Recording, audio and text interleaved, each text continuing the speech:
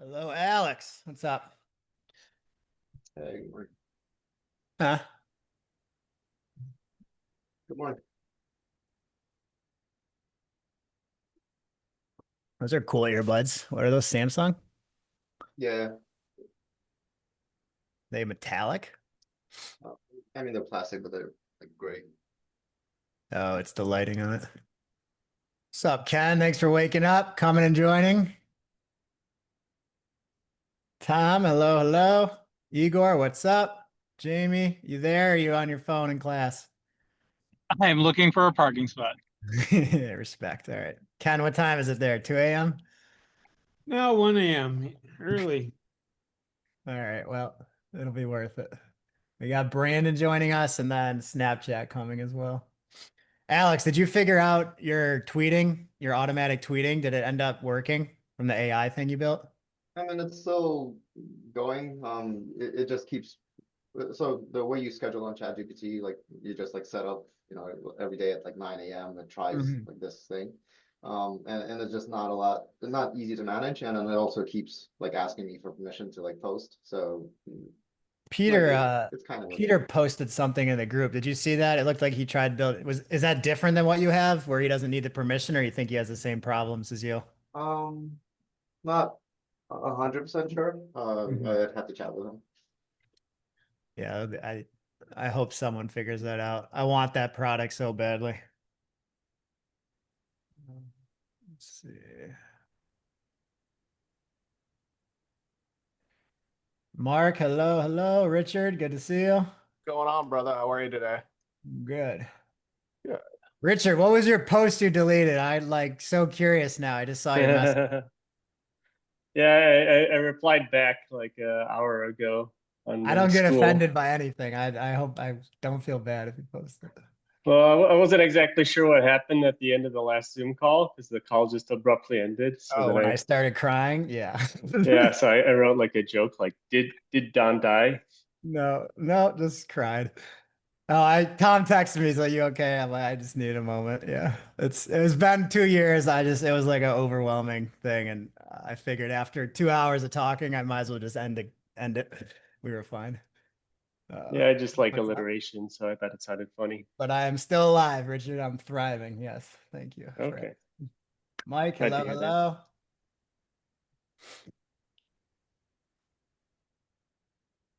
There he Morning, is. everyone, Good or morning. afternoon. Or it's 1 a.m. where Ken is. Ken, are you in Japan? Yeah, Okay, Tokyo. Tokyo.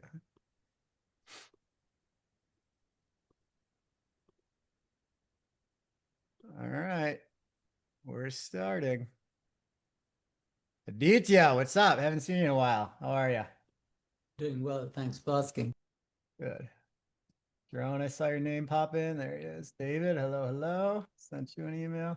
Oh, Peter, you're here. Peter, can you come tell us real quick before Brandon gets here? So, do you have to give permission every time GPT wants to tweet for you, or what is the setup on the You automation can, side? yeah, you can make it so that it's so it asks for your permission, or you could just tell it to go and post on your behalf.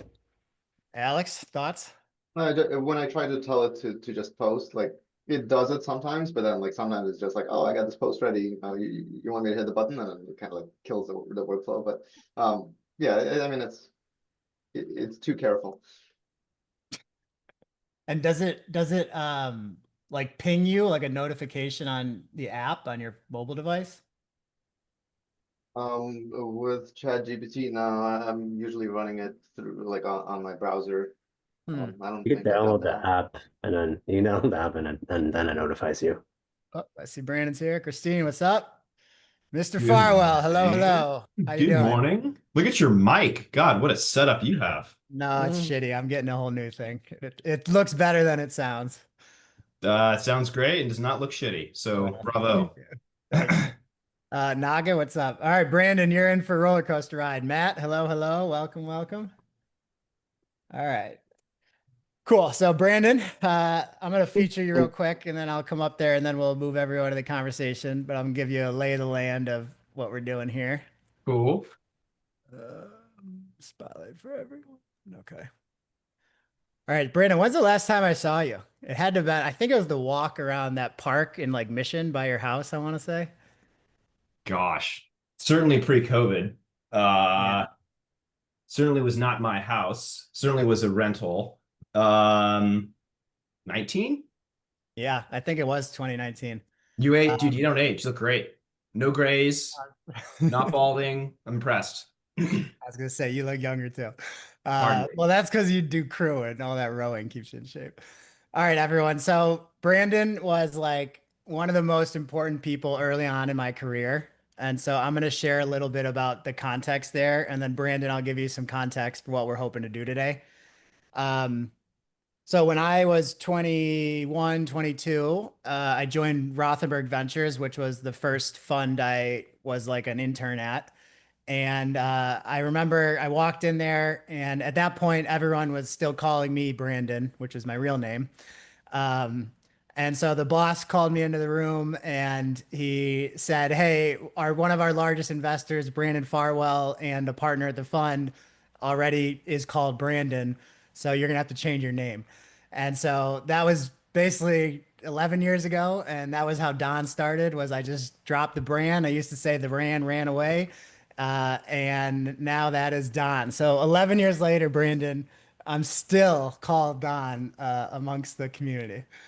You know, I didn't know that. Yeah. I just figured you preferred Dawn, and I was just gonna roll with it. I did not know that. My mother has had beef with you for like 10 Oh years. my goodness. Gosh.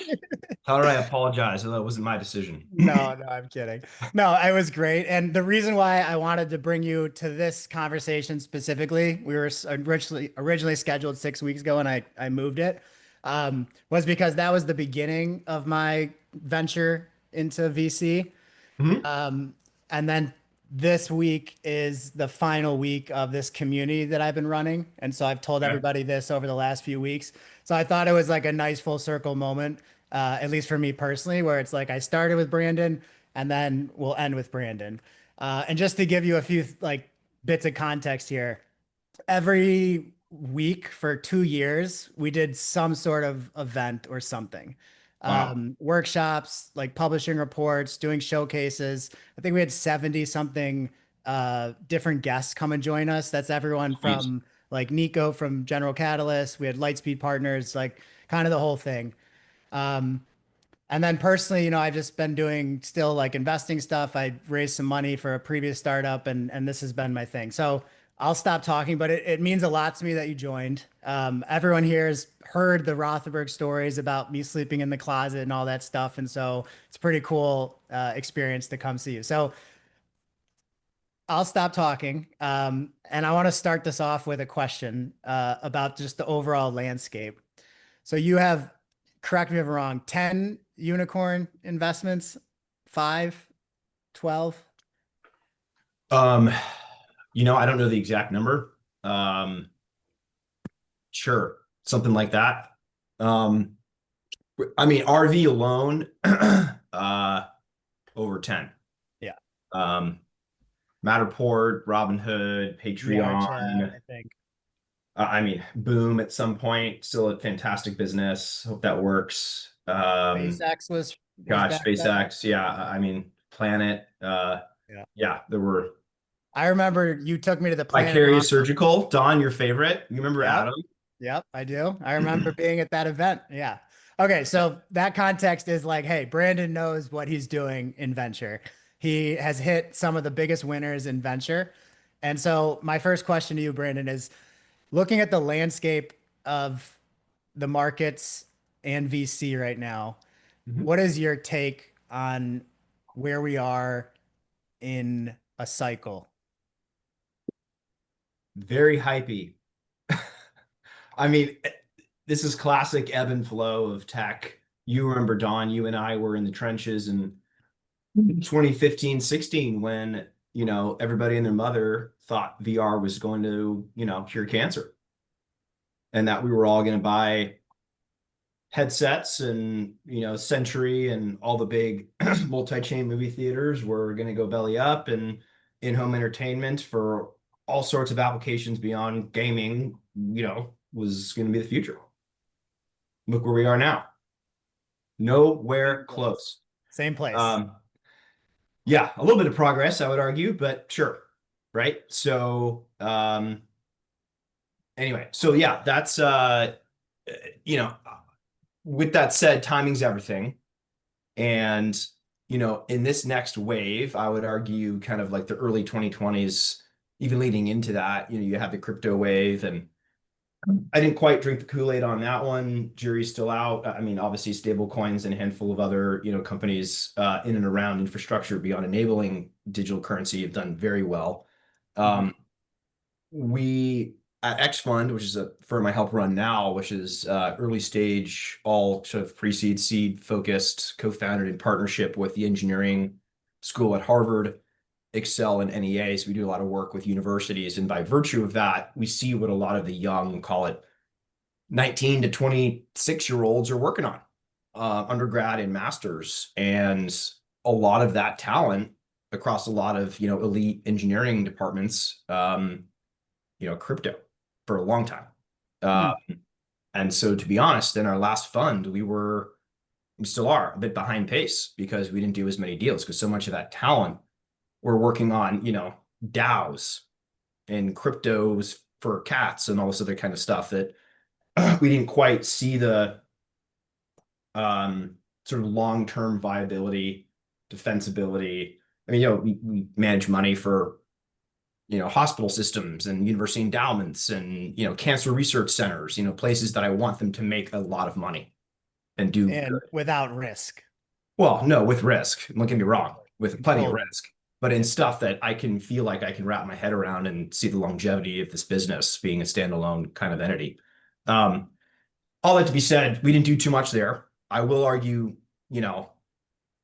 with GPT and all the research and all the sort of models that have come to market, both open and closed source, the last 5 years or so, hopefully this is different. These have real utility, both app layer and model layer itself. We're investing heavily on the app layer in vertical sort of applications in financial services and healthcare. We're fortunate to be the earliest investor in open evidence, sort of an AI-powered doctor concept. Yeah, I mentioned financial services, construction. And then on the infra layer, we've done stuff in synthetic data and security and I think what else? Inference. We're investors in this company called Shock that's helping do inference automation technology for a lot of financial services and healthcare companies, actually. So we've kind of not say gone all in, but we certainly have upped our pace the last 2.5, 3 years. As I think, we're heading into I don't know where we are exactly in the cycle, but I will say the big funds that are managing billions, pretty much everyone has exposure to some sort of open or closed, substrate model in and of itself, and not to mention a myriad of app layer and probably some infra as well, where I probably couldn't say the same thing in crypto for everybody. I think everybody's sort of in harmony that this is actually, again, has utility, has permanence, and is not, flashy. So yeah, I mean, I can blabber on, but like, yeah. So summarize and tell me if I get anything wrong, but basically we had Itamar Novik from Recursive Ventures join us a few weeks ago. I don't know if you know him. Of course, great guy. Yeah. Amazing. And he said something around the lines of, you're only as relevant as your last success in the latest trend in VC. I thought that was interesting. So I guess what you're saying is like VR happened, you bought into it. Not all the funds bought into it. Crypto happened, you were a little hesitant. Some funds bought into it, not everyone. But you're saying with AI, it feels more permanent and you're seeing more utility, and you're basing that on all the funds are involved in this. And I'm assuming the revenue is much stronger than those previous two trends. Like there's real tangible underlying data here. Correct. All that's I to think say that's is a lot. okay. So yeah, what are you seeing? Like clear business models, clear use cases, clear like, ROI in use case for these technologies at large, where like I'm not entirely sure I could rattle off, a dozen plus use cases for, currently in market, digital currencies that are doing XYZ on behalf of a myriad of customers. Like, granted, I'm not a crypto expert, and I don't mean to be like, target on the back. Let's do a couple punching bags of crypto. I'm just saying, everyone has their interests. And so Xfund partners with NEA, Accel, Harvard. Excel, yeah. Okay. And so are this is kind of a side detour, but I think it's interesting. Sure. I read the statistic. I'm sure everyone here has seen this. I think like 10% of recent college grads under the age of 23 or something are unemployed and have been unable to find their first job. I'm assuming the kids you're working with at Harvard probably are smart enough to like start a business, raise money, do that stuff. But the other 99% of college kids, I think, are really effed in a lot of ways right now. Do you think about that problem of what AI is creating as far as this discrepancy in like basically entry level jobs? Not so much it's impacting us. I think we all benefit on this call, but a lot of the kids that are new to the workforce are basically not needed anymore, I feel. Mhm. Yeah, I don't know about not needed, but and first off, like, to be Different. clear, we're open to everybody, regardless of university affiliation. It's the university converted their department to a full-fledged school of engineering and helped create Xfund as a way to support those at the university that want to take creative entrepreneurial paths post school versus a very sort of default career path that you would have as like a Wall Street or a McKinsey or consulting, whatever it may be. Which But is on trend with what we were just saying. Like that It is is. the skill set people need is ability to start companies at a young age. Correct. Well, yes, and also help beyond money, network, strategic thinking, connectivity, obviously money too. But so I would say it's still early to determine like, is the 21-year-old totally screwed? There are still like, from what I'm seeing from the last graduation class at some of the schools we work with, a lot of folks are still getting entry level positions outside of tech. I think tech is just this own like separate little entity and bubble where I think a lot of people put a lot of folks in leadership put their hands on the pause and or panic button to say, hey, do we actually need to hire a lot more? Do we need an entry level class? Like I totally see what you're saying. Because like, to what extent can we employ AI to help automate or, cancel X many jobs? And I think a lot of it's still very much so experimentation, and we'll see what we get. But, so much of getting jobs out of undergrad beyond like, the Office of Career Services and help there is, people, like putting in the extra effort, the extra work, and reaching out to alumni, and like, especially those that are, entrepreneurial and want to join startups or, be a part of a particular, trend or theme that they're passionate about. And a lot of that is just leveraging LinkedIn and a network and just being hungry and getting out there. Like, I don't think I attended one single meeting of like career help or support in college, let alone B school. But, opportunities out there. Like, what if you, as a 21-year-old get super, facile with some of these AI tools, and you go to a company and say, hey, let me help carve out a new opportunity and path for how we can use some of these tools in your company. And I applaud the hustle. I applaud the effort. It's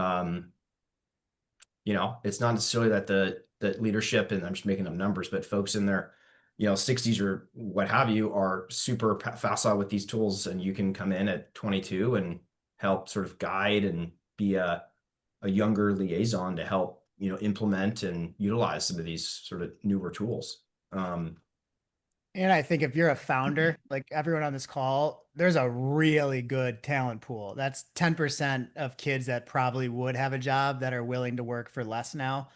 Yeah. Like I remember I had to email Sky. I broke into the Rothenberg Ventures offices like months before I got hired there, just because I said like, hey, you guys are going to hire me. And like, whether that means you're paying me or not, I don't care, but I'm going to work here. I think like that mindset needs to now proliferate throughout really Yes. everybody. And I think also the Love that. responsibility of like founders on this call is to go find these talented kids right now that are unable to get work. And probably you're a great resource for that, frankly, I guess. I mean, the talent, look, like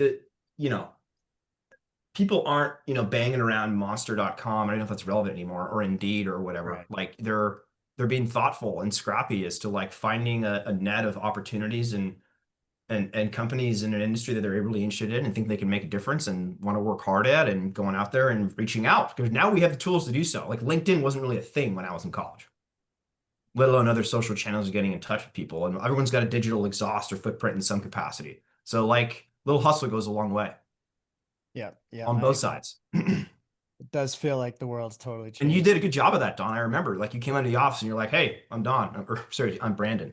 I'm here to kick ass and work because what you're doing is unique. I love the thesis of the fund. I love what you're investing in. Where can I be helpful?" And not only that, but like, here's 7 ideas of companies you should be backing. Take the next step. Right. Yep. Yeah. No, that changed my Like- life, but you all were open to it. All right. I don't want to get too down that tangent, but yeah, it is something I've been thinking a lot about. All By right. the So way, it's sexy. Sorry to interrupt you, but like, it's like sexy press What do you that, mean? you know, whomever media outlet is like, we're no longer hiring 21-year-olds because AI is going to like automate everything. Cool. Fun clickbait. But like, is that reality? In some ways, I hope it is reality because I think it makes the world way better. Like it's going to force entrepreneurship. And even in the jobs report today, like again, the media is scaring people to your point where they're saying, oh, no hiring, blah, blah, blah. But you look at the numbers, we didn't add any jobs, but we hired 4 times more than we fired. So that to me tells me like, yeah, we're not creating new jobs because AI can do that, but we're also not firing people and we're still hiring. So I do think you're right. There is like a nuances to this, but I personally, I hope that this college trend starts. And I think like people should stop going to college and they should just start companies at 18. But anyways, let's not get too down that path. All right. So we have 24 founders here. I'm going to unfeature us real quick because I like to do this as a group chat. So everyone here, really this started in VR. I think to your point, Brandon, like we were all believers. That's evolved. People have pivoted. They've moved towards different business models in VR. They've moved towards AI. They've moved towards, you know, everything in between.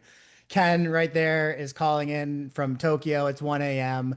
Like everyone here is dedicated and excited to meet you and learn. So what I really love to do is kind of like break down a little bit of what you know around venture, and hopefully kind of bring it to some specific examples within the group. So I'll take first question, and then if someone has questions, please raise your hand. I'll call on you and have you come up here. So my first question for you, Brandon, around kind of helping everybody understand venture. You know, I started talking in November around pivot away from AR, VR, AI's the truth. Nanea, who is another founder in the group, her and I did a talk in December about AI. That was like really kind of my eye-opening moment where I saw that she was doing this and she's someone that's credible, has raised 30 million, blah, blah, blah. And so I was like, okay, if smart people are really pivoting their business, maybe I should get more serious about learning this. I think now that we fast forward, you know, 6 months, we just ran an AI showcase.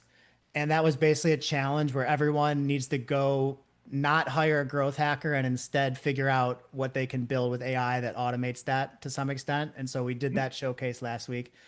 All that's to say is that clearly this is moving, in my opinion, towards, you know, AI is eating software. And so you said you saw trends in health tech on the application layer. I assume that's pretty recent that you started really leaning on the application layer versus the infrastructure. Correct me if I'm wrong, though.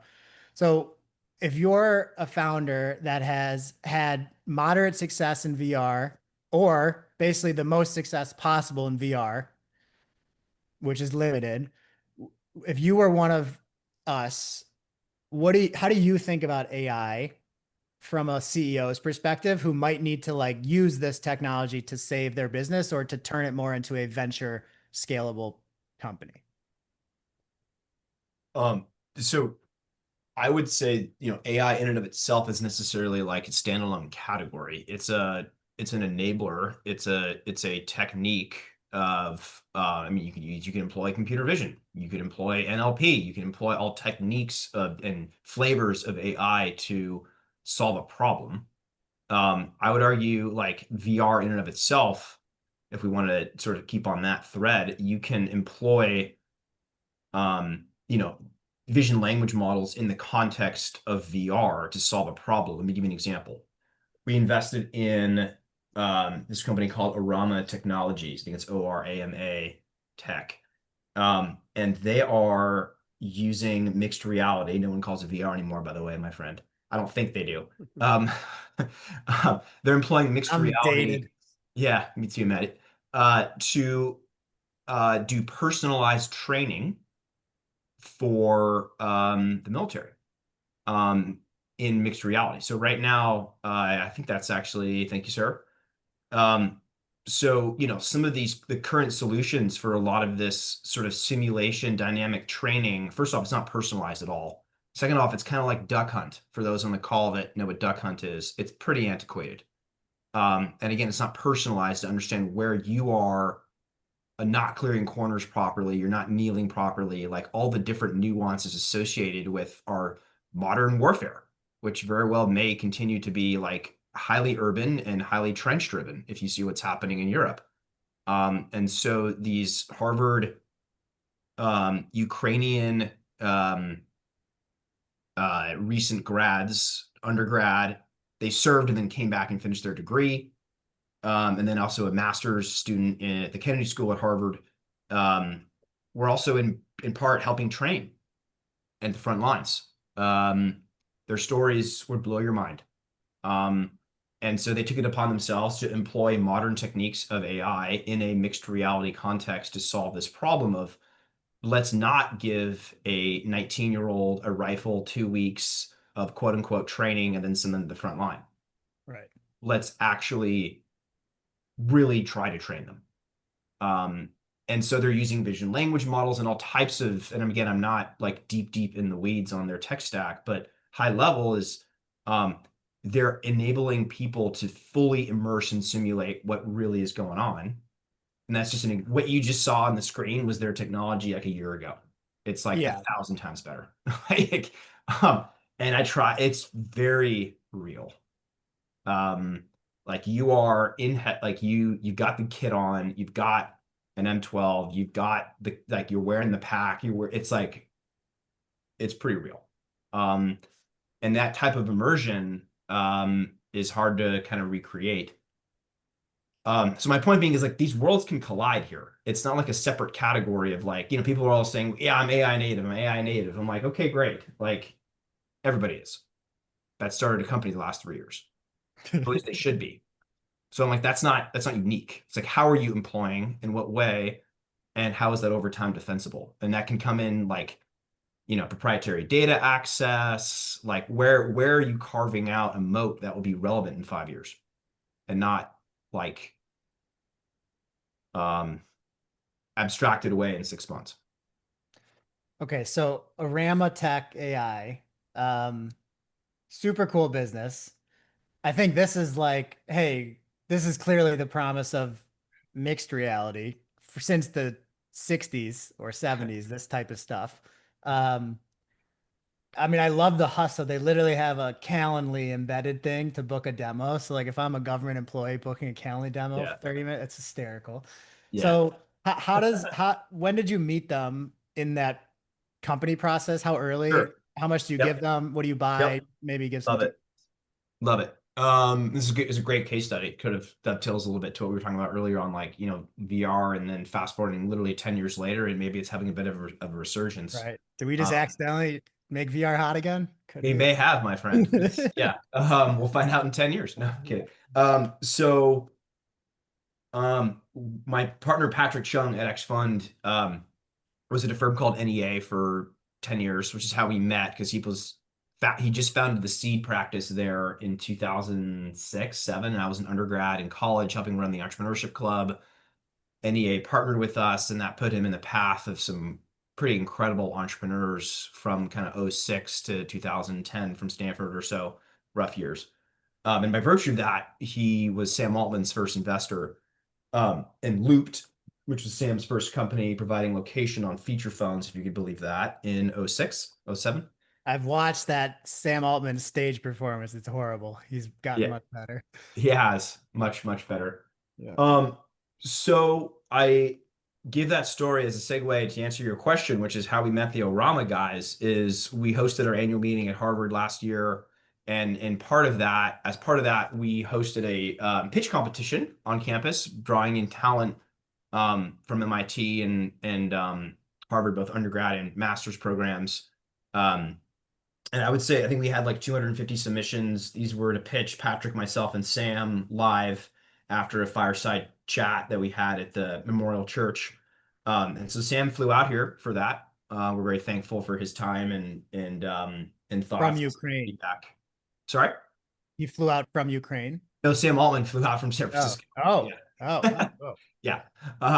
Yeah, not Ukraine, fortunately. I thought Sam was the founder of Orama. Now I understand. No, sorry. This is Sam judging this competition, which I guess to fast So forward. you, Patrick, and Sam Altman judging. Correct. Wow. Oh man. Correct, yeah.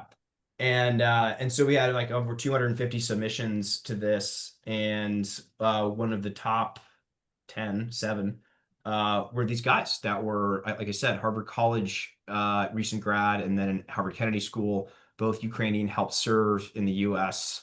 I think they were Green Berets, I believe, but then also were helping do training for Ukrainians near the front lines for over a year. Which was in part of the inspiration for Orama. And so they had built a very early beta of their technology using, again, a myriad of techniques of AI to be able to do the personalization, to employ VLMs, to do this, highly realistic simulation of what's going on for training purposes. And we demoed for Sam, like a very quick 25, 30-second demo, and it kind of blew us all away. Pun unintended. And that's how we met, is through that competition, that process. And like I said, they had an early demo. They had 4 co-founders, and No revenue. 0. They had reached out to and started to speak with, logically, some people in their network that would have some influence towards, pilot or contract, but extremely raw. I think that pilot was spun up in less than a month. I mean, it was early. Like they had just graduated, if not like we're about to. And so they won that. I think I can see if we have and then HBS actually did a case on this. Let's see if I can find that. Yeah, here we go. Then we worked with some of the faculty at HBS to actually write a case on the submissions. There we go. And then how we elected to, Sam and us decide the winners, of which Orama was one of them. Anyway, so as you can see in that link, the experiment stake, quote unquote, is one of the competitions that we run across these campuses for anyone as young as a freshman or a sophomore that's working on something, as sort of the sort of antithesis of the BCG recruiting pursuit that you may do as a sophomore. And this is apply to the experiment stake, and you could win 100,000. And the purpose of that is, at the point of graduation, should you take your company full time and work on it, you have at least 100 grand coming your way. So you've de-risked the proposition of, money and incorporation, and you really going for it, as opposed to these sort of biggies in the consulting or Wall Street world slurping you up as soon as you're starting your sophomore year of college. So providing a credible alternative. Anyways, that's what the experiment stake is. And then, of course, we did a fun edition that year, and having Sam sort of augment our judging. The next year, we brought Aravind and Johnny from Perplexity to campus just this past May. Anyway, so that's what they Are want. you only funding college kid deals, or are you doing after that too? No, we're doing after too. Yeah, these are just examples of, Wow. So I'd this say is about your half deal flow of what we do. pipeline you've cultivated. Some of it. Yeah. Yeah. Yeah, some of it. It's also like aligned with the university mission of educative and bringing these Yeah, people this to is campus great. and speaking about their process as an entrepreneur. Similar questions you were asking me. It's like, where are we in the cycle? Where are we going? What's important? What's not going to matter? Where would you be building? All that stuff. So it's both educative and, of course, to the extent we write a check, even more merry. Yeah. So instead of writing these guys 100K, as you see there in the link, we actually, inside baseball, we 5X that. We wrote them 500,000. And they're still working on that. Can we also get inside baseball as Sam Altman, your co-investor? I can't talk about what he does investing wise. So, okay, so you get 500K. So, I mean, a few things stand out there. The story is, we've talked about this a million times over and over the last 2 years as this group. Good businesses don't raise funding, great stories do. So, factually, you told me they have zero revenue and a really early product. But emotionally, you told me, the background of how they came to this idea, who they are, like you can tell they're not doing this as a joke. No, sir. So that was probably the biggest lesson I learned over the last 10 years is that really that story is what investors look for. And so it's really hard to whittle that story down. What I wanted to do was similar to the way that you found that deal was have some people come up and basically share their story with you. And not so much for the sake of being pitched or investing, because I think that's a far away just in general. You have to know someone for a long time before you get money. But I'd really like for people to kind of like learn from you about how they should be framing their story, or if they're maybe off base and it's not resonating with a venture brain, then how could they change that story a little bit? So that's one thing as well. Daron, I know you've had your hand up and very patient. So do you want to maybe ask your question first to Brandon directly? Sure. I mean, I thought we were doing like a Q&A thing, but if this is not the time, Whatever you want. I'd make this stuff up as we go. Whatever you want to do. Okay, right. Whatever helps people learn is what we're gonna do. Yes. Okay. Hey, Brandon, thank you for all this. Good I to meet wanted you. to ask if you see an XR hype coming in on the horizon. And also whether you think I'm crazy to think that AR and XR will end up being sort of the part of the same revolution, sorry. What I call the Matrix revolution, That's what I see, and I was wondering if you think that has merits. How do you, in your mind, how do you define XR? Interesting question, but basically What are anything the that nuances that layers differentiate those two? anything that layers the internet world or the digital world over the regular world. But what I also see is that I think it would be a gradual thing. You would be able to kind of go like anywhere from VR to just like having some information overlaid, and that would be like a transition you can make several times a day. That's how I kind of envision the future. In my mind, there's different applications for each type, I would say. Like there's a good use case, there's a myriad of good use cases for fully immersed in headset virtual reality. And there's a similar for AR, and maybe you call me old school. I kind of, mixed reality maybe is a mix between toggling between VR and AR, but you still may actually have the headset on. That's the case for Orama is you are immersed, you're fully in.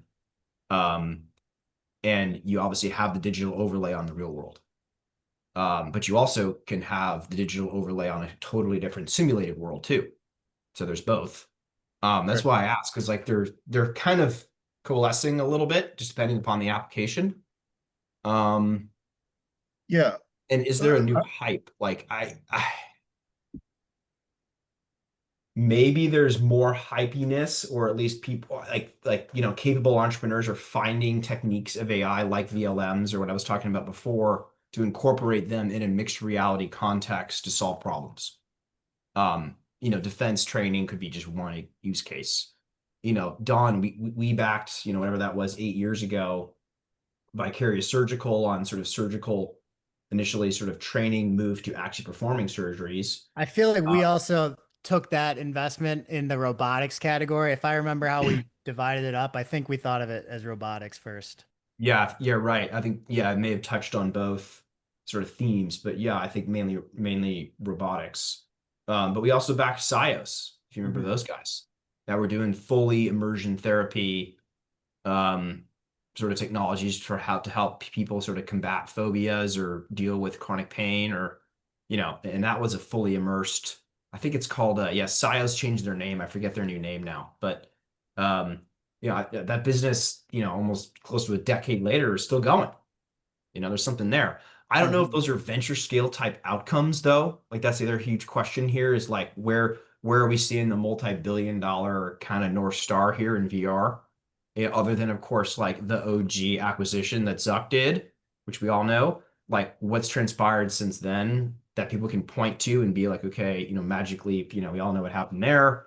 Like, where, like, I think for people to get back on the hype cycle, we need to see another multi-billion-dollar outcome for people to say, okay, there's demand for these kinds of assets. And I think it's been kind of a dry spell for at least a half decade, if not more. And I think some of the like, I think Rec Room and some of the other quasi OGs that raised a bunch of money have done somewhat well. I think a few of them have had some layoffs recently. So again, I'm not totally privy to what's going on because it's not an area that I'm like proactively hunting in. But we back to Rama, so I'm not hunting. Fair enough. Thank you.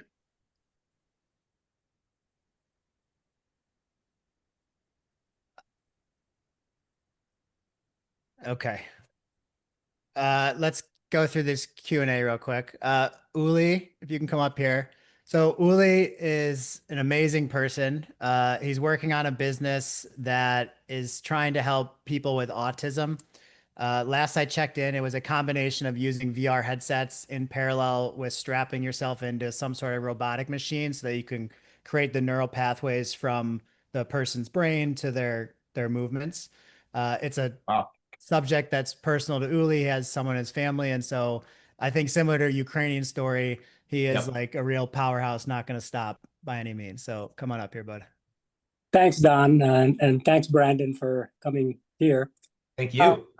What we are doing at Sirica is that we are combining the power of VR, video gaming, and robotics. So the robotics part is the exercise machine where you put on the VR goggles and you're placed inside a video game as a character and you're riding a vehicle inside the game. What it does is it puts people into deep immersion, the physical side, the motor side, the sensory side, everything into deep immersion. And what we think, our hypothesis is that it changes the environment in the brain to create new nerve connections, the neuroplasticity. And I've seen that happen in other use cases. And so because of my daughter who has autism, I thought, this would be a great way as a therapeutic. Initially introduce it as a a lifestyle device, and then eventually build on the therapeutics based on the evidence that we build. What I've noticed is that, of course, the AI part in the market has taken over, and it is starving other deep tech and tech that has hardware in it. It is becoming harder to raise money.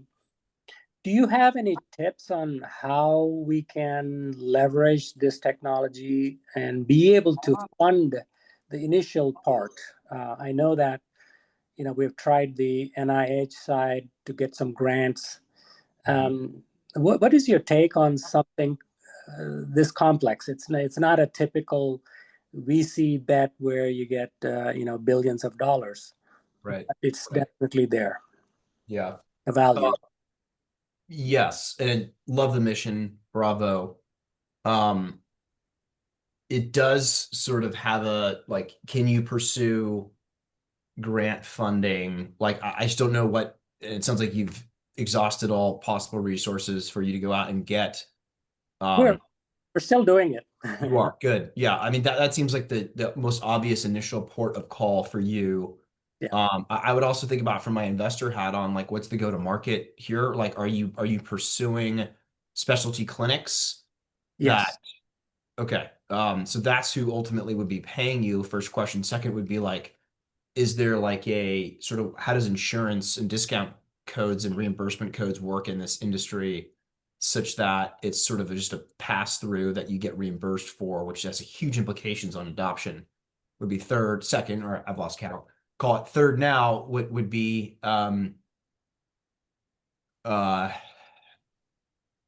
like what does sort of product dissemination, adoption, and sort of longevity look like? Is somebody using this once a week? Is it using it once a month? Is it a sort of therapy and a sort of therapeutic that is, you know, to be utilized over many, many years? So what's the kind of utilization and usage rates look like, which I guess also then dovetails into like, do you need FDA? So all these questions I would harp on as an investor. And Brandon, just a simple like random P times Q analysis here is like just how many like clinics that you would ultimately have in your TAM that you'd be selling to, and what's like the average ASP like that you can get for something like this, and you can kind of back into, you know, what your, you know, initial sort of addressable looks like. And Okay. I just don't know what that is. I don't know how large that is. Again, I love the mission. Like, does this need to exist? Yes. Should it exist? Absolutely. Brandon, can I ask a quick Yeah. question and maybe Yes, please. just this will help with Uli. So can you maybe tell the story? I have open evidence up here. The AI company you said this is the one you funded, correct? Correct. Okay. So this is in health tech. I assume this is very, very complicated in the sense that like you can't be giving false information through this. And so can you maybe give us a story of how this company accomplished all this? And maybe that's like a good kind of premise that Yuli can understand how they scaled this. Yeah, this is a little bit of a unique case. This is a gentleman named Daniel Nadler, who's the founder CEO of Open Evidence. He's actually a serial entrepreneur. We're really fortunate to back his first business called Kensho, that was doing sort of predictive technologies on equities that S&P Global purchased in 2018 for about 700 million, about 3 or 4 years in. And we helped Daniel as he was pursuing a PhD in economics at Harvard to instead pursue building Kensho full time. And he did obviously insanely well. And so this is his next. Wait, so he was in his like mid 20s, early 30s when he made 700 million? Probably early 30s. Oh man. Okay. Well, he didn't make 700 million. That was Sure. the outcome, but he did fine. I think it's a good way to put it. Anyways, And then he pursued a few other ventures afterwards, one of which is Open Evidence, which has absolutely exploded. What Daniel has done, and this is out there, this is public knowledge. He went out and pursued. So his whole thesis at the beginning, and again, I'm not him, but I imagine this is what was going down and will be discussed. You know, how you create unique, capable, trusted outcomes from these substrate models is that you are able to train them with nuanced, proprietary to sort of your sort of like ownership or licensing data. And so he went out and got data licensing deals with some of the most trusted, respected, you know, certified, you know, research hospital systems and clinics like the Mayo Clinic, the New England Journal of Medicine, that no one else in the open market, not even Sam Altman, has access to. And so from the beginning, realized that data is the oil and pursued that approach. And you look at it now, and you even ask doctors, A/B test, asking the same prompt question of a medical question into name your favorite open or closed model versus Open Evidence. And the answers are far, far superior. About 2 weeks ago, they announced that their system, Open Evidence, took the US medical licensing exam and scored a perfect 100%. Yeah. That's fucking wild. wow. So, yeah. So did they buy that data early on, or did they I just can't talk about all that. Okay. I can't talk about that, but Wow, smart, smart though. So they've done a phenomenal job to understand how you create moats, how you unlock utility and trust in an extremely sensitive, as it should be, industry that is healthcare. Yeah. And so that system has been I think it's used by over a third of the physicians and doctors in America today. Company's 3 years old, less. Yeah. Um, Already 10,000 care centers on the website, so probably even more today. That's amazing. yeah. And every Yeah, and he started, in his roots. He started at Harvard Medical School and a lot of the, the teaching hospitals in and around Cambridge and Mhm. Harvard. And you look at the team, you're going to see a whole lot of the top brass from trusted, Cleveland Clinic, like the institutions that feel comfortable providing data for like the betterment of humanity. And a lot of the usage is doctors in parts of the rural Midwest or other places that aren't the fancy Stanford Medical School or Rush Medical School in Chicago or what have you. These are physicians and doctors that don't have the resources or are 15 years out of medical school and maybe a bit rusty, and this system can fully augment their ability to properly diagnose and provide guidance to patients. Yeah. Even if it's just a second or third resource to kind of be a second or third like overall sanity check. I just All right, it's mission is just too good. You've had that theme in everything you've said so far. I mean, I think you're mission driven in a lot of these companies. Open evidence, clearly mission driven. Arama Tech, clearly mission driven.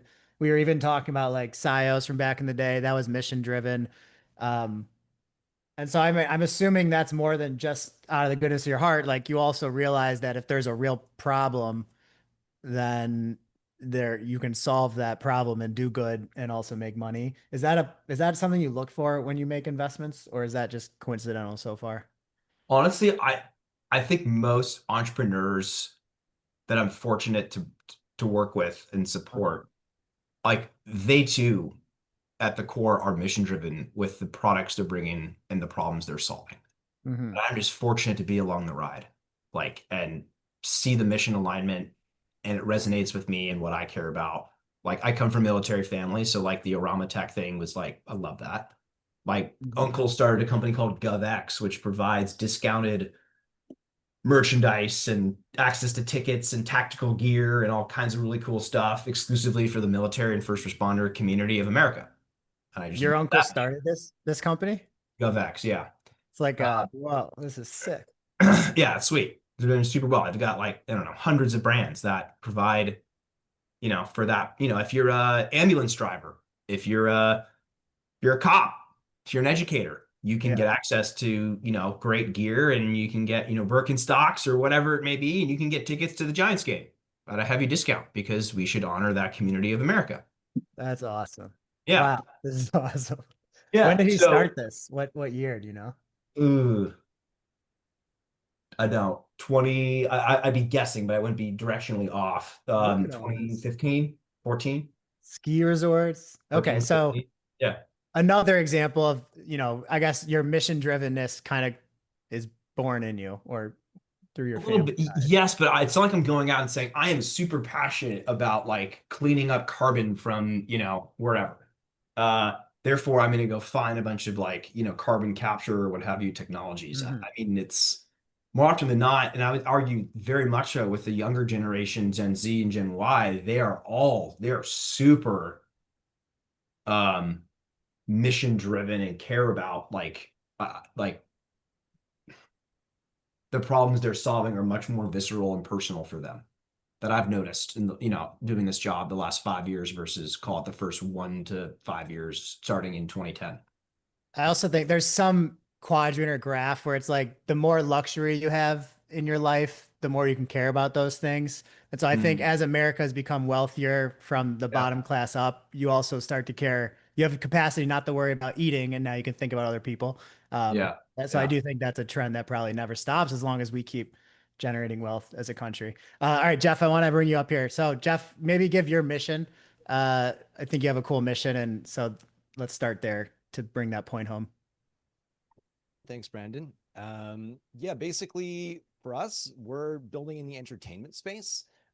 So we're trying to create a system, a solution that allows people to interact with AI in a face-to-face embodied way. So really kind of building on top of those immersive technologies there. And for us right now, the Jeff, solution is it capturing people that have passed away, or have you moved away from that as that's where we started. That's really where we started. So our Gotcha. mission was to capture the personalities of people that had passed away. Yeah. And that was something that had really resonated with me personally. You know, we explored that and did a lot of work kind of in that space, and found, I mean, there was a couple reasons that we're moving away from that starting point now. You know, it's a little bit that we just kind of found the market wasn't ready for it. Okay. And that people, there's still a lot of backlash around, like, it's just super weird for people to create these deep fakes. And then there's some technological issues there as well. So we've kind of taken a step back and said, like, what can we do today that's really going to start to add value and start to move towards that mission? And so now we're really trying to find just ways to connect people that are building already in this space of like virtual characters, and how we can start to allow people that want to engage with AI characters, with those creators. And so our solution is to put together a marketplace for it. And so the question that I want to ask for you is, you know, while I'm in this validation phase, like, what are the signals that you really look for that would, you know, give you the green light for, like, this is great, keep going with it? Mm-hmm. In your particular context, it's a marketplace for people to create digital Exactly. characters with which to engage. Like, how many better understand the business, and then I can maybe answer your question. Yeah. And particularly the 3D avatars that go along with it. So, Yep. you know, the way that like character AI is kind of just for the Right. personality, we want to layer on the visual component. Gotcha. Gotcha. And this would be, the engagement would all occur across all types of social channels, or it doesn't matter. It doesn't have to be just within your particular Correct. app. Yeah. Gotcha. Okay. So an avid, okay. And is it based off of a particular like individual celebrity kind of brand type thing, or can be just like, I'm going to create anybody and everybody and create prompts behind what that person is going to look like? And Yeah. So I think it's starting more from the kind of anybody and everybody kind of thing. You know, really that user generated content. okay. Would really love to start engaging with larger brands to kind of have official, you know, like big properties on it. But I think that's something you got to work your way into. Yeah. Yeah. So let me answer it by invoking a portfolio company that we invested in that's got some overlap. And I can sort of then say, here's kind of some early signals that they received that said, hey, this is maybe going to work. And by the way, you don't necessarily know it's going to work necessarily out of the gates, especially, you know, at the stage we invest, obviously. But like, you know, early signs of adoption and success doesn't necessarily mean by year 3, 5, or 7 that it's going to stay. So especially in consumer, these things ebb and flow, as you know. So, but we invested in something called Delphi. Do you know these guys? Okay. Yep. Yeah. I'll So bring them up.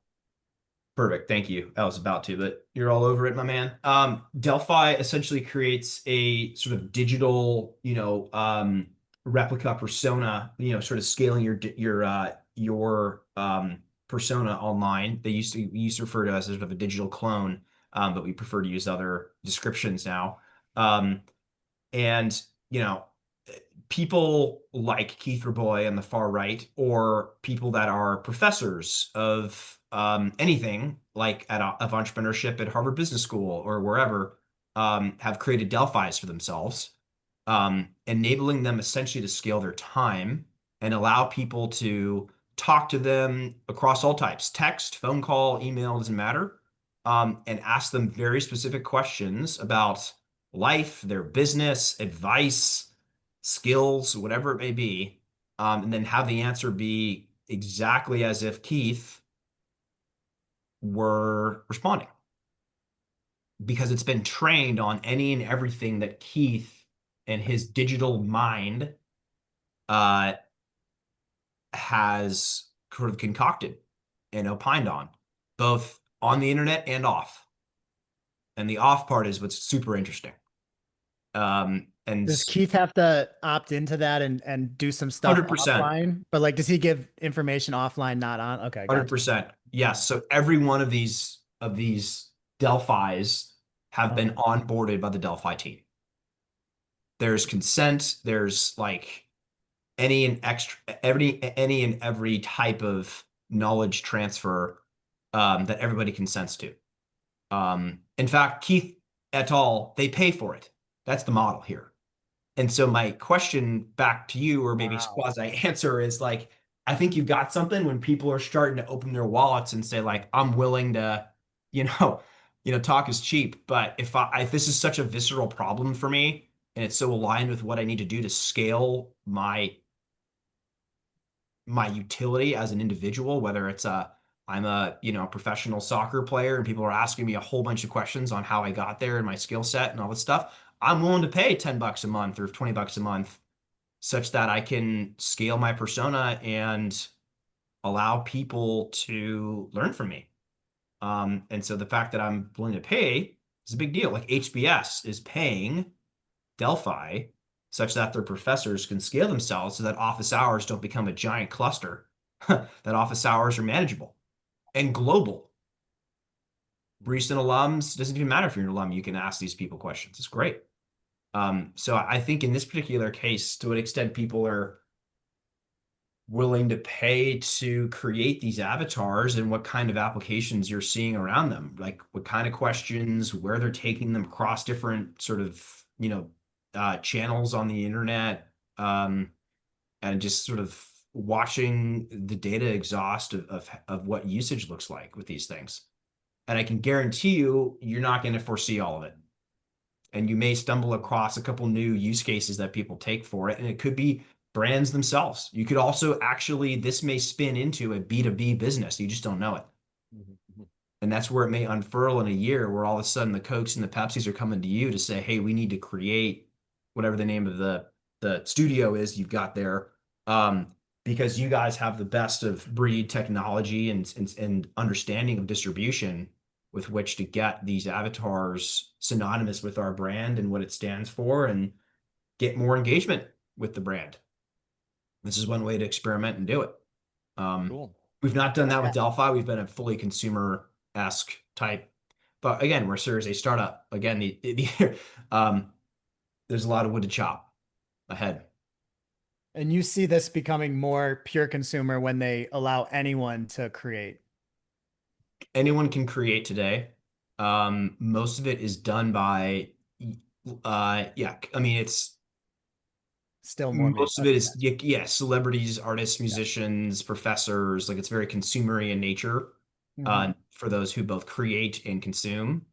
But those worlds are melding. Like Keith Verboy, I'm sure he feels a lot of questions around business type stuff, obviously, right? So I think those are a bit sort of coinciding. All right, Brandon, I know we're at time. I don't want to. Yeah, I have to jump at 10. I know. Yeah. I asked this to everyone, so keep it real short and then feel free to hop off. What's your number one bit of advice to CEOs and founders? Like the one thing they should think about that's super simple they can focus on. Yeah. So much of it, I think it's dependent on the stage with which you're raising money. Should that be a priority for you? And it's very much so tied to your story, your narrative, and why you are uniquely positioned and capable to excel at the problem you're addressing. And that's why our stage is so team and timing based. And so like, help me wrap my head around and get conviction around why you as an individual and founder are the best positioned to excel at that. And that's storytelling. That's leading me towards like, why you, why now, your history, why your passion, all that is, because that's what I have to hang my hat on. I can't hang my hat on the fact you have 10 million in revenue and I can talk to 14 of your customers. I don't have that. So at the early stage. So like, bring me on your wagon.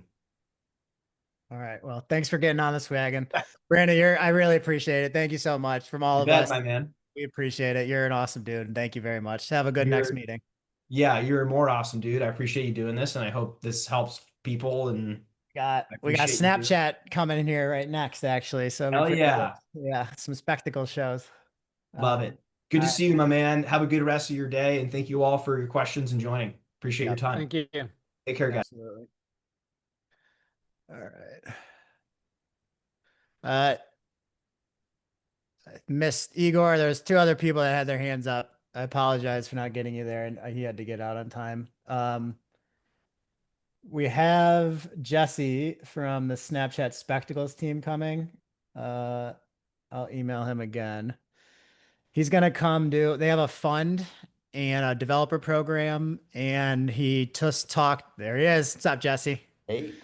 All right, I won't even steal your thunder, but he just went and basically talked to every VC fund that exists and said, like, what do you want to see for spectacles, and got the answers. So I thought it would be an awesome person to come kind of wrap this up for hour number 2.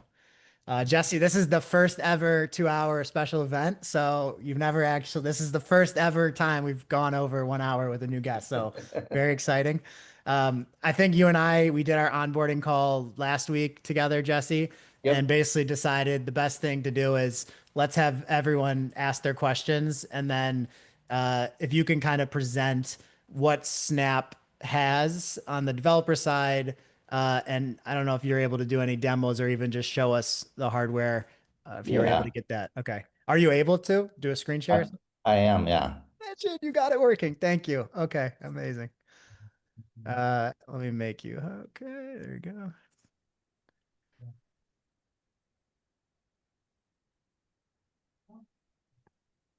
Get into presenter mode here real quick. Do you need the spec? By the way, I just ordered my first pair of smart glasses. I think they're from Hyundai or something. So they're only for translating in real time.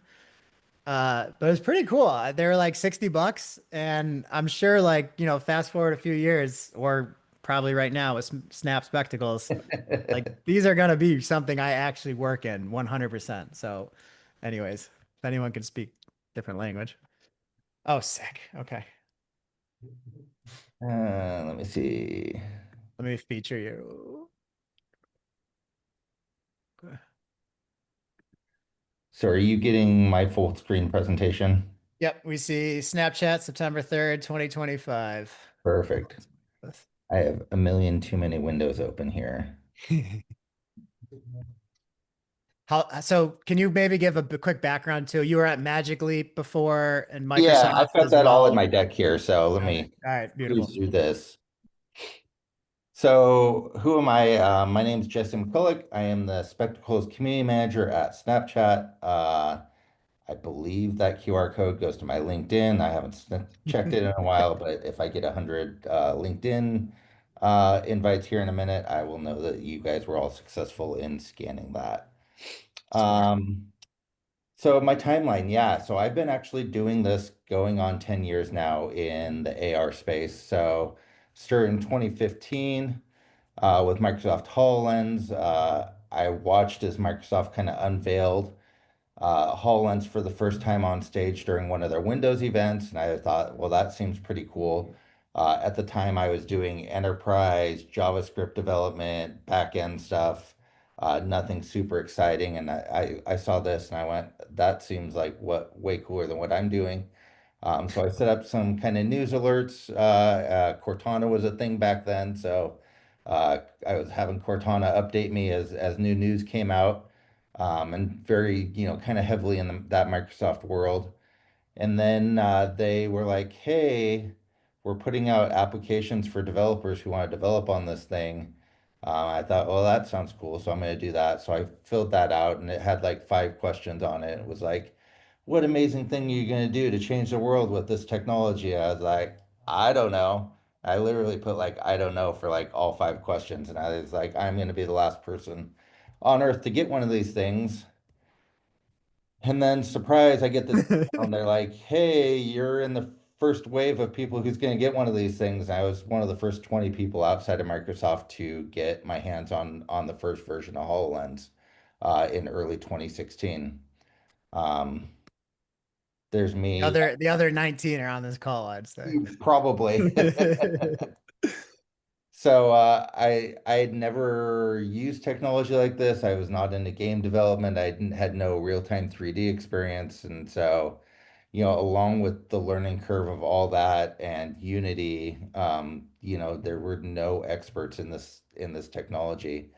Normally, if I had questions, I would go to Stack Overflow and be like, hey, how do I do this? But when you're in the first 20 people to have one, nobody on Stack Overflow knows anything more than you do. So I'd been part of some like communities on Slack for new developers and stuff, and I had really enjoyed that. So the forums that Microsoft had were like very impersonal. You'd throw a question out, maybe you'd get an answer, maybe not. There was no real dialogue. You didn't get to know anybody. So I started up a Slack group called Holo Developers for budding HoloLens developers, and that kind of took off and really, really kind of got my foot in the door with Microsoft. Uh, I was like positive that in the next 2 years, everyone would be walking around with an AR headset on. Like I had the confidence, very wrongly that you give to AI these days. Like I was just so sure, and I was very confidently wrong. 10 years later, I've corrected that error in my thinking. I do know that we will get there, but I know that it's a longer path than the, 8 years ago that I thought it was going to be. And Jesse, just to ask a question in some context here. So I think Snap Spectacles, because I had the very first version when it was just the recording thing. Yep. That had to be 2016 also, right? Or 2017? 2016, 2017. I've actually got a timeline here in a little bit. I'll pop Oh, up all right. that has that number for exact, but yes. I've done too many of these interviews. I'm able to predict. Yep. So fast forward, I started talking to Microsoft. I began, this developer community. They liked what I was doing. They're like, hey, you're really good at this. Why don't you come work for us and do it? And I thought that sounds amazing. So I joined Microsoft. I was there through the launch of HoloLens 2, and all the way through, most of the way through the pandemic, and then got laid off in the rounds of funding that they had, early in 2024. So yeah, 2024, I joined Magic Leap. I was there as a contractor shortly after the launch of Magic Leap 2. I spent just about a year there. Yep, there we go. Magic Leap 2, Igor's got going there. Had a lot of fun with that. And then one of my colleagues from Microsoft reached out to me and said, hey, we're doing some cool stuff over here at Snap and we're looking for a community manager. And I popped to the top of the list. And so I joined in October of last year. So I'm just coming up on my 1 year here. And yeah, here we go.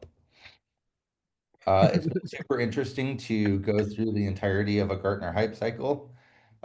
Never thought that was going to be a thing that I went all the way through, but Can you zoom out one thing if possible? The little bottom bar is covering it. oh yeah. It's not, never mind. Oop.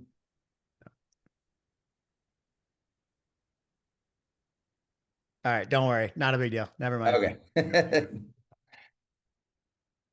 So yeah, so now I'm at Snap. Back in September, like literally as I was getting my offer, they announced their Spectacles 5th generation or Spectacles 2024. Talk about FOMO. I had like literally gotten my offer and then watched as Evan Spiegel got on stage and unveiled this new product that I was going to be working on. Definitely like not something that anybody gets to do often, but if you are trying to recruit somebody and have a major product launch while you're got your offer out, that is a very good tactic for generating FOMO. And yeah, so I joined Snapchat. Snapchat has 900 million users using Snapchat. 300 million users daily active, engaging in AR. But that's all through the phone, and we really want to move forward with glasses as our kind of primary form factor. So history of spectacles. So yep, you were right, Don. 2016 was the first version of spectacles. Had a camera in them, allowed you to kind of take video and photos on the go. 2018, they launched kind of a more stylized version of it because those first ones were super cool looking. had some awesome marketing, but not everybody wanted to walk around with cartoon-looking glasses on their face. 2019, they released a version that had dual cameras, so that allowed stereoscopic pictures and video. And then in 2021, they released the first version that actually had a waveguide display, which makes them kind of true AR glasses instead of just content capture. Those were released just kind of in limited amount to select developers. Really narrow field of view. There was no hand tracking. Just as kind of a learning exercise to figure out, where this device needed to go. And then that brings us to last year where we launched the 5th generation. So these are waveguide through the glass AR headset, 4 cameras, and we'll talk about that in a minute. But kind of fully featured AR glasses, untethered, so no puck or anything like that. We kind of focused on 3 areas to start with. So play, learn, and work. These are kind of areas where we easily could see developers being able to come in and build for these kind of 3 use cases.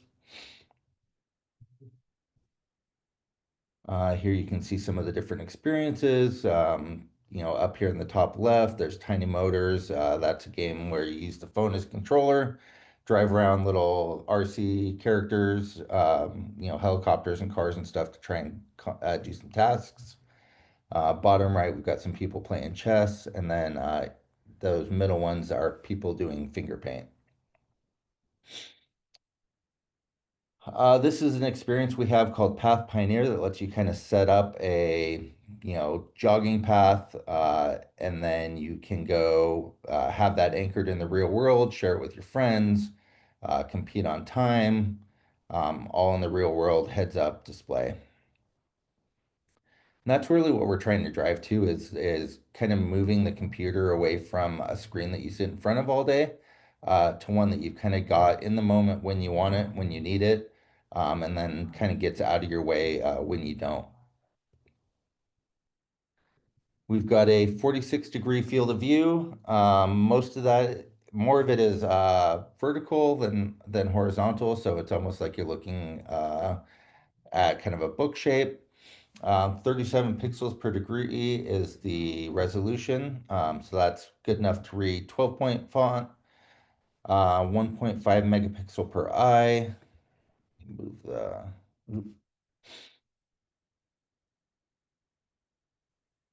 We've got the focus distance set at 1 meter for that's kind of your optimal comfort level for near field content.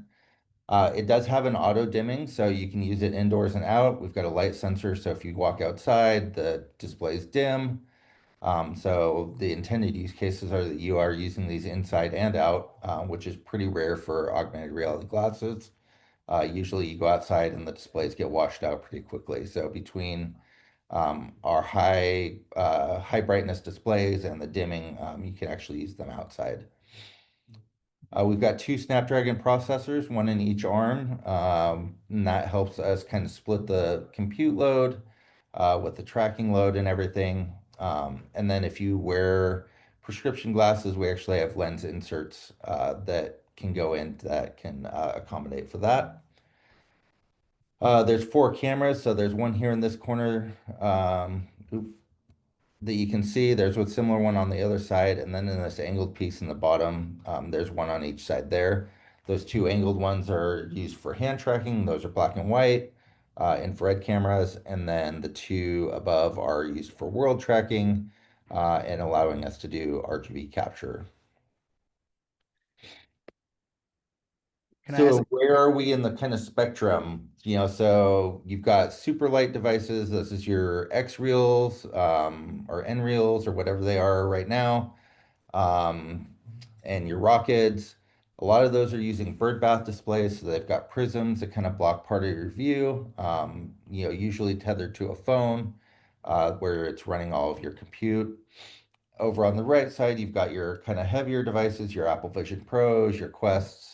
These are doing pass-through AR, so you've got cameras on the outside taking in the feed, and then doing some processing on that, and then displaying it to a display right in front of your eyes. And then we kind of sit in the middle, so we're a little bit heavier, but we use waveguide displays, so you can actually see through them. There's light engines kind of in each temple that are shooting into those waveguides. Those waveguides refract the light back into your eyes and allow us to do 3D digital augmentation of the world. So this I just kind of talked through. So this is, where you're doing pass through. And here's where we're doing kind of our optical combiner through the waveguide. Our main interface is called Lens Explorer. So this is where all of the lenses that are on the device kind of live in their day-to-day. It's very much just kind of a launcher application built into the OS. No store at this time. That is something that we're kind of thinking about what that looks like. This device is very much a developer kit right now, so we've got it in the hands of developers around the world, seeing what they want to do with it, what kind of experience is, helping us kind of suss out the platform. So we haven't gotten through to like a store monetization strategy at this point. We use hand input for most of our input. We also have the ability to do voice, but hand is the primary. So we track the hands in full 6 degrees of freedom. We've got near and far input. So you can interact with stuff that's right in front of you or further away. Hand tracking is a very satisfying thing to play with. And that's kind of one of those wow moments when people go through this tutorial for the first time and kind of get to actually play with AR for the first time. We're also doing a lot in the AI space. So we've announced partnerships with Gemini and OpenAI to make their models available through a proxy that we have. So in this instance, you're framing things that you want to go get a lookup on. And then we process that image and then go through and send that out to an LLM and get the web search back. I'll actually demonstrate some of this when we do kind of the hands-on demo here in a little bit. But we very much see, AI and AR being a very natural combination, with AR kind of being the interface for AI going forward, especially with kind of the rich suite of sensors that, these glasses naturally have to have anyway. Here's another demo where talking to an LLM, asking it to describe what you're seeing. So taking that camera feed, sending it out to the LLM, having it process it, and come back. And this is like an open source sample that we have, so any of our developers can hit GitHub and download this and be off to the races with it. Again, so we do real world localization, meaning the glasses can tell where they are in the real world by doing some world scanning. That allows you to kind of move around and have content anchored in certain places, like these flags in the capture the flag they're playing there. This is an interesting problem to solve computationally. With HoloLens, we did it using time of flight infrared, where we were doing depth mapping all the time. With spectacles, we're actually doing this all with computer vision, which is, a far cry different than the kind of heavier, more power intense way that we were doing it on earlier headsets.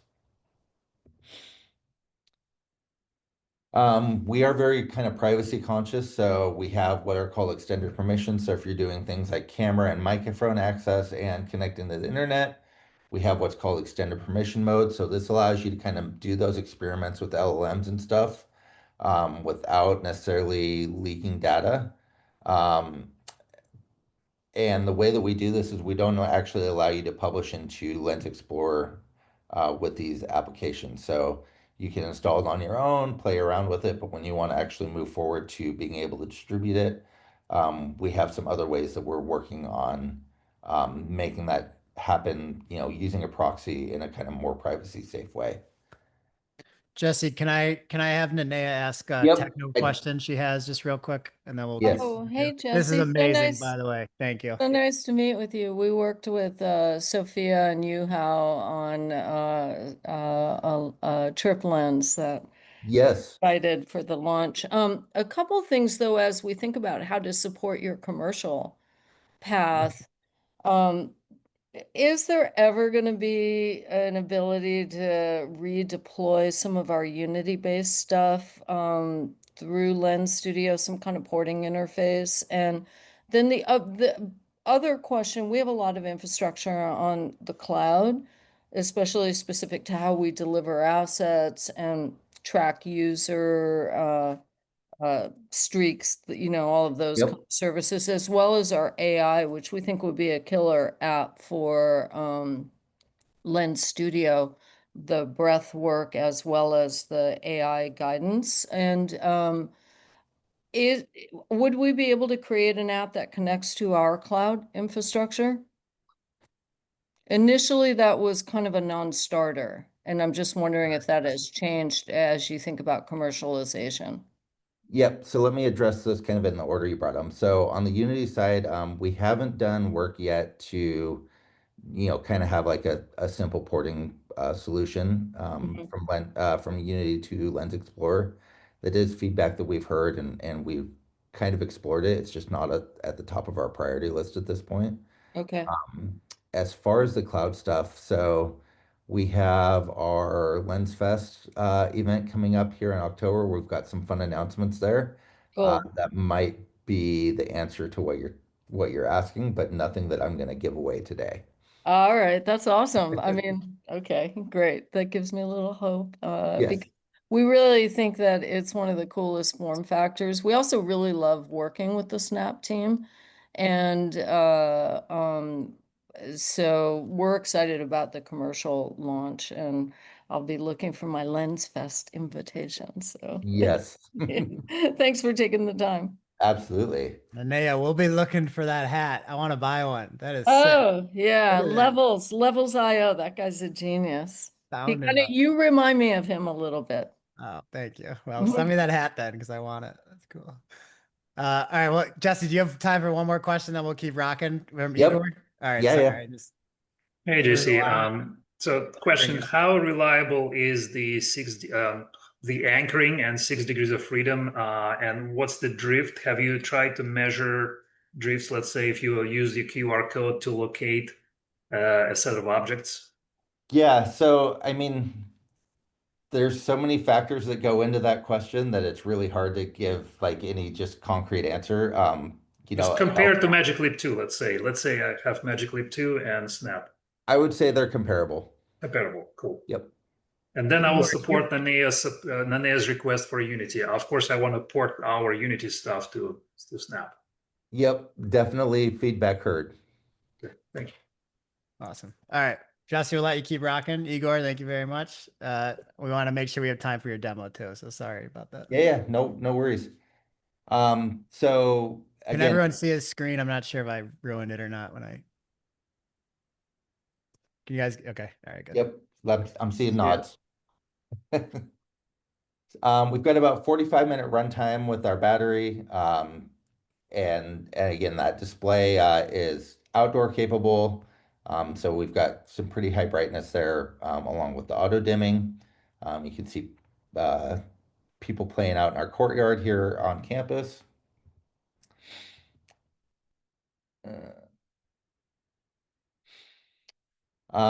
We've got a very extensive set of user samples for developers. So this is where we really encourage people to get started if they're looking to start developing for spectacles.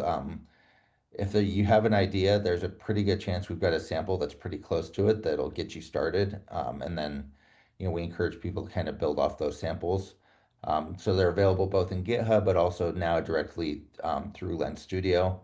You can pull those samples straight in without even having to go through all the GitHub fun, LFS stuff that sometimes trips people up. We've got what's called custom location scanning. So you can go into a location with your spectacles, take a scan of the area, and then bring that into Lens Studio, pull that mesh in, and then use that to actually spawn your content. So rather than having to have those QR code markers, you can actually just go do it based on the geometry of the actual location itself.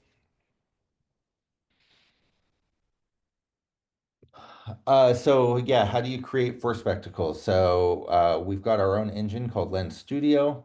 If you are familiar with Unity, it's going to be somewhat comparable. At least you won't feel like totally uncomfortable, like this is brand new territory. It actually looks very similar to it. We've got an asset library, so this is where you can come in and get kind of the toolkits. We've got our interaction kit. We've got a UI kit that we've got launching soon. Assets to do real world placement, stuff like that. And also our connected lenses. So this is multiplayer stuff. We have a really nice interface for doing that.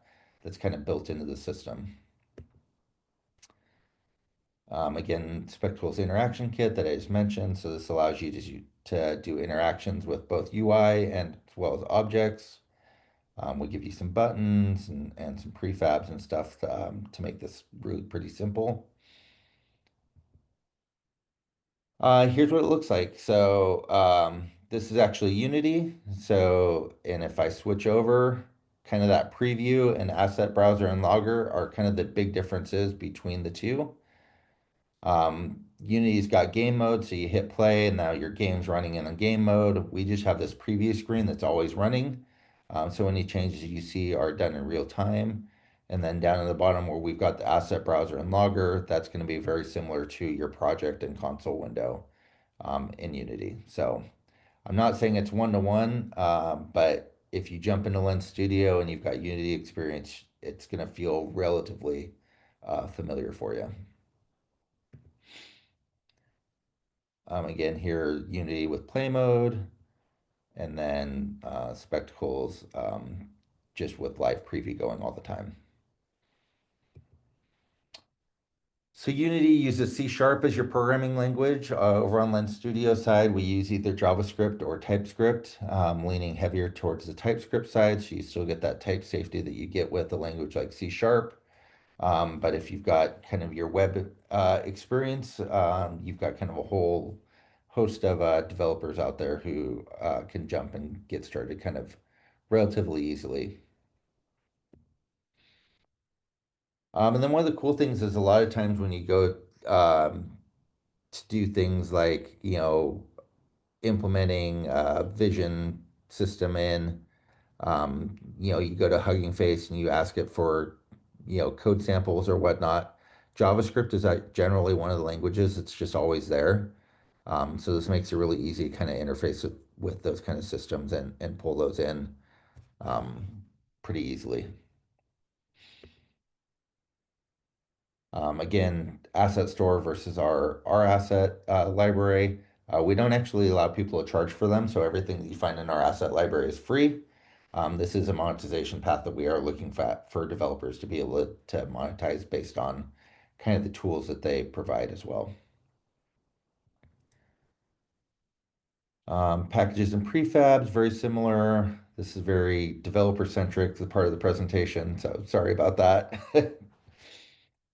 And kind of speed through here. So how do you get involved?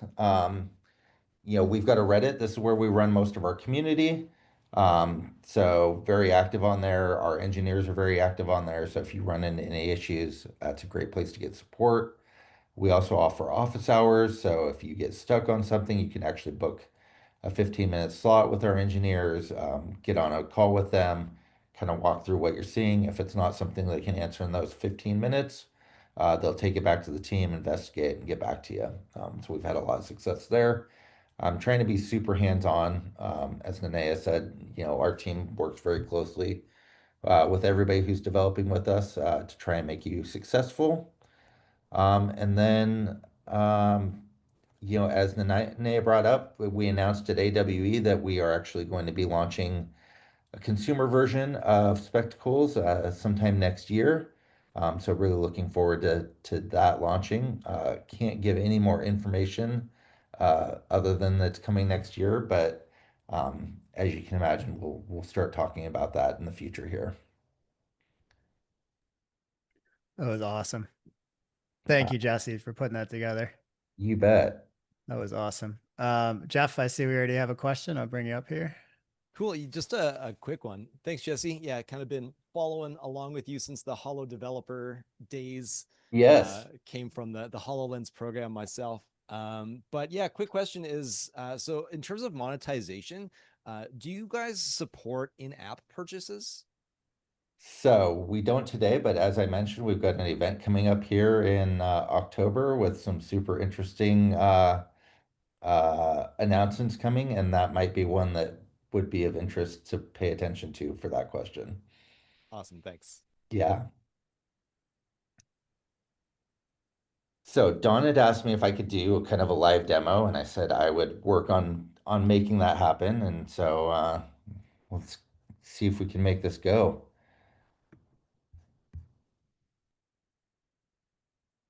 This is sick.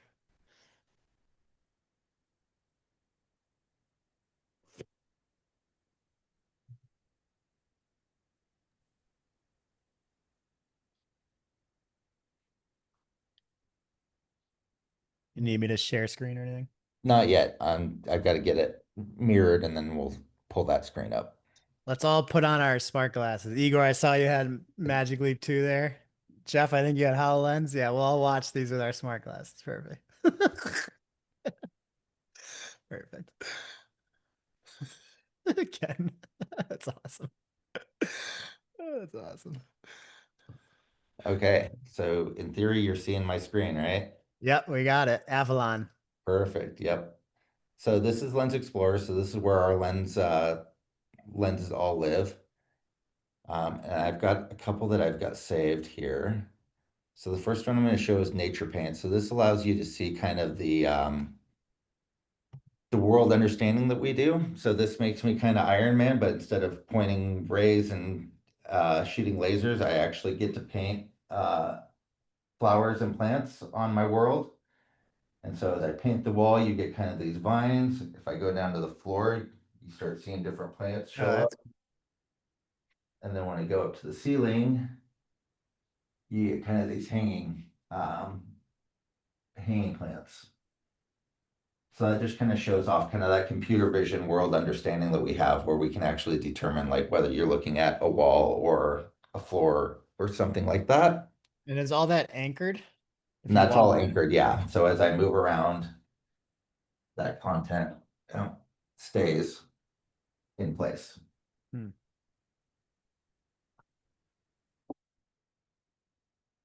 I'm on like a 6-foot cord doing this mirroring, so I can't go too far.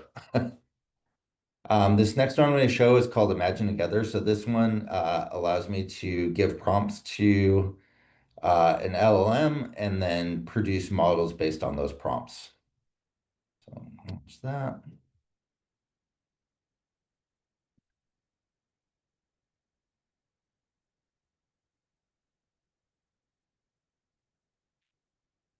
Imagine a turtle cowboy.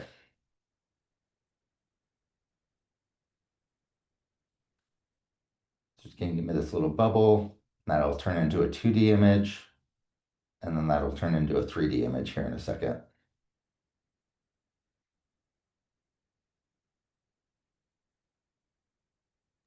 Are you using open source models to do that, or is that all proprietary to create the asset from It's proprietary, but we did release this as something developers have access to. So now I've got it as a 3D model that I can, kind of manipulate, move around. You guys just violated the Squirtle copyrights. And then this is can be a shared experience, so we can have multiple people in the same instance as seeing each other's creations and kind of building out a world together. And then the last one that I want to show is called Spatial Tips. So this is using Gemini and our depth caching API. And I can ask it questions about the real world and have it like label things or give me tips. Label all the electronics that you see.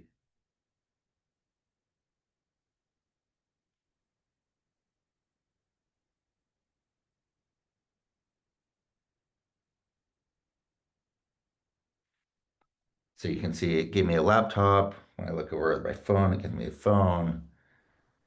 Over here, it gets some monitor. So it puts those labels in the right position in world depth.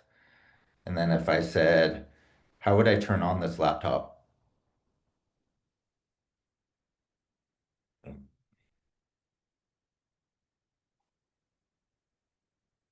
How would I turn on this laptop?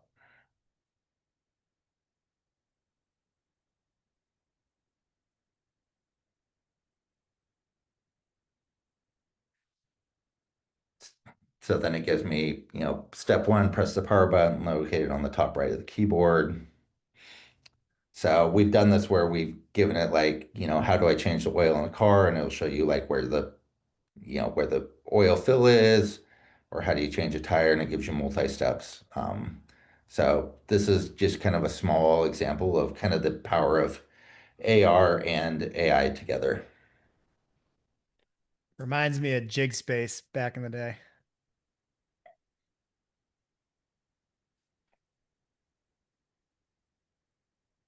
And then the last one I will show is finger paint.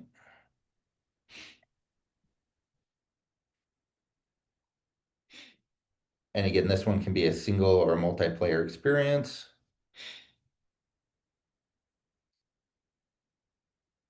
So I get a full palette with different colors. So I can pick like this rainbow color. I can adjust my size. And then when I pinch and hold and draw, it didn't give me my rainbow color. Let's try that again.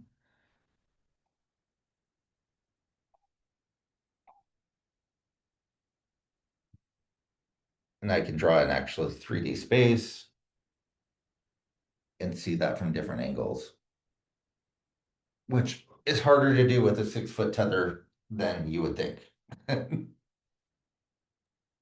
And again, normally you wouldn't be tethered. The only reason I have to do that is for this kind of screen sharing that we've got here. You know, it's really cool. I'm sure everyone here has noticed it, but when you said identify the electronics, even though it wasn't in that 45-degree field of view, it still found everything. And even when you're drawing and you can't see your hand, it's still drawing. Yep. It's really cool that it's continuous, even though you can't see it all. That's smart. Yep. So yeah, so the screen sharing here does like really show you kind of what that field of view looks like. But we found, we've got lots of instructions on kind of how to design within that. Actually, let me show you this game that Resolution Games did for us, called Snack. So this is kind of your classic stake game, but in 3D.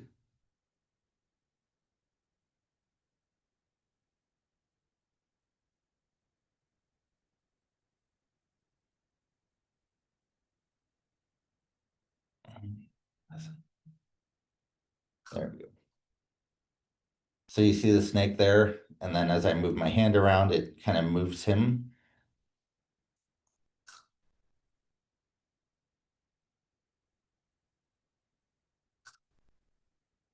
And this was a kind of a fun one. They did a big write-up on this game, kind of how they designed it. And I can't play and talk at the same time, so I'm going to quit. But one of the things that they ran into with this was, I'm going to take these off. One of the things they ran into is as they were designing for spectacles, with that field of view, if they had a snake that just went along like you would in a normal 2D game, like you very quickly lose it out of the field of view, and then it was hard to find.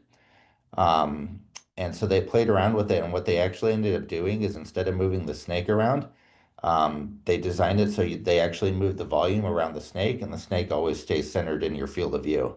And so they're literally moving the entire world around the snake as you kind of do your motion. which is a really kind of clever way to solve that problem of, that field of view being limited, but needing to keep the content within it. So I think with that, we've got time to open it up for questions. Thank you, Jesse. That was awesome. Thank you. You bet. The snake one looks pretty therapeutic. I could see that being very relaxing. It's my favorite game for sure. Yeah. Maybe let's do a quick survey before we even get into the question part. So give me like a thumbs up, hands up. Are you currently building AR in your business? Okay. So awesome. All right. I am not. So I want to like really have you all get what you need out of this with Jesse. So can everyone unmute and just start throwing out some questions and points, and Jesse will handle it, I think, appropriately.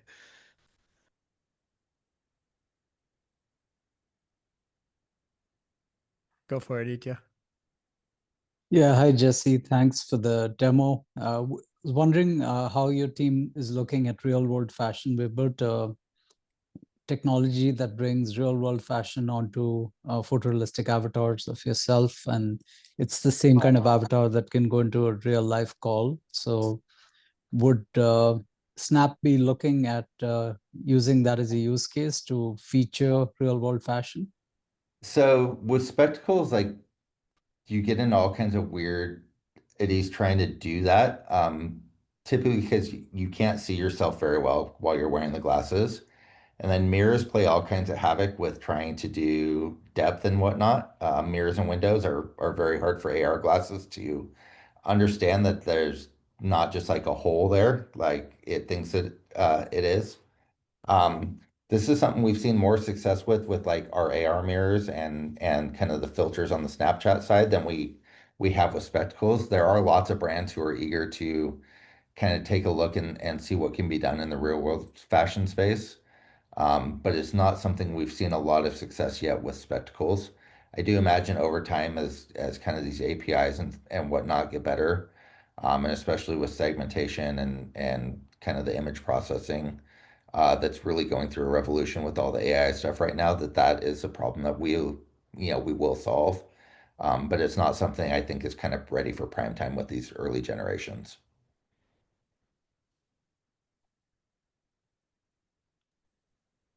Thank you, Aditya.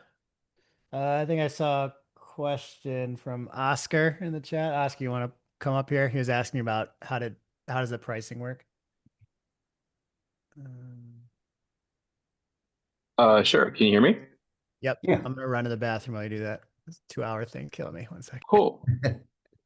Yeah, so I actually heard Effective Goals a while ago when I was still very much on like the meta development environment.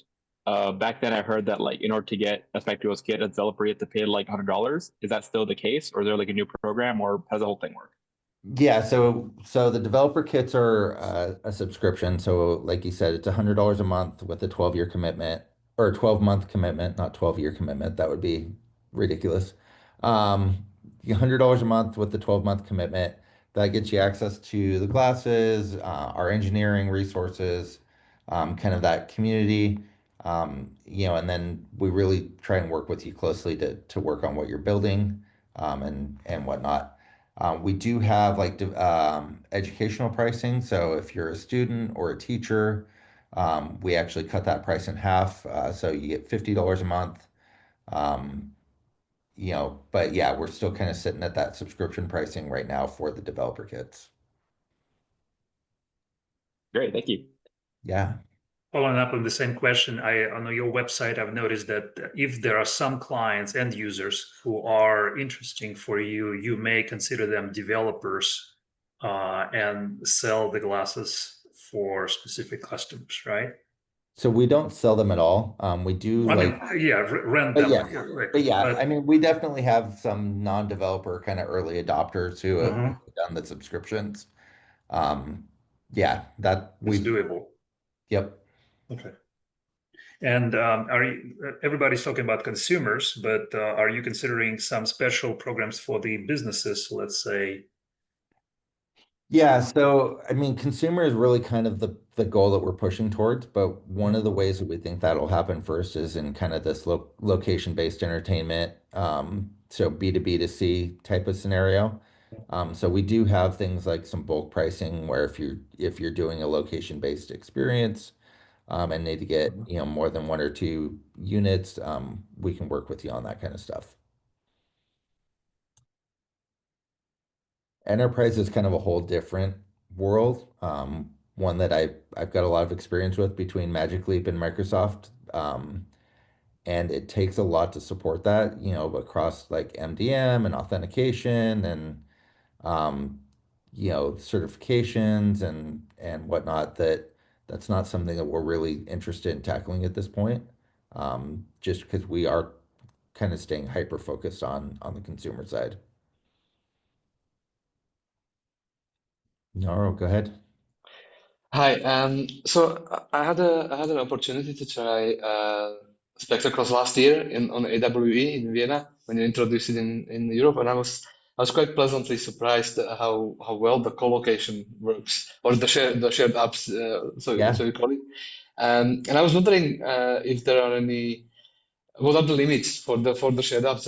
If you have tested this, for example, with like multiple users, like what are the limits in terms of number of users, and if this has moved forward since last year, since the last time I tried it.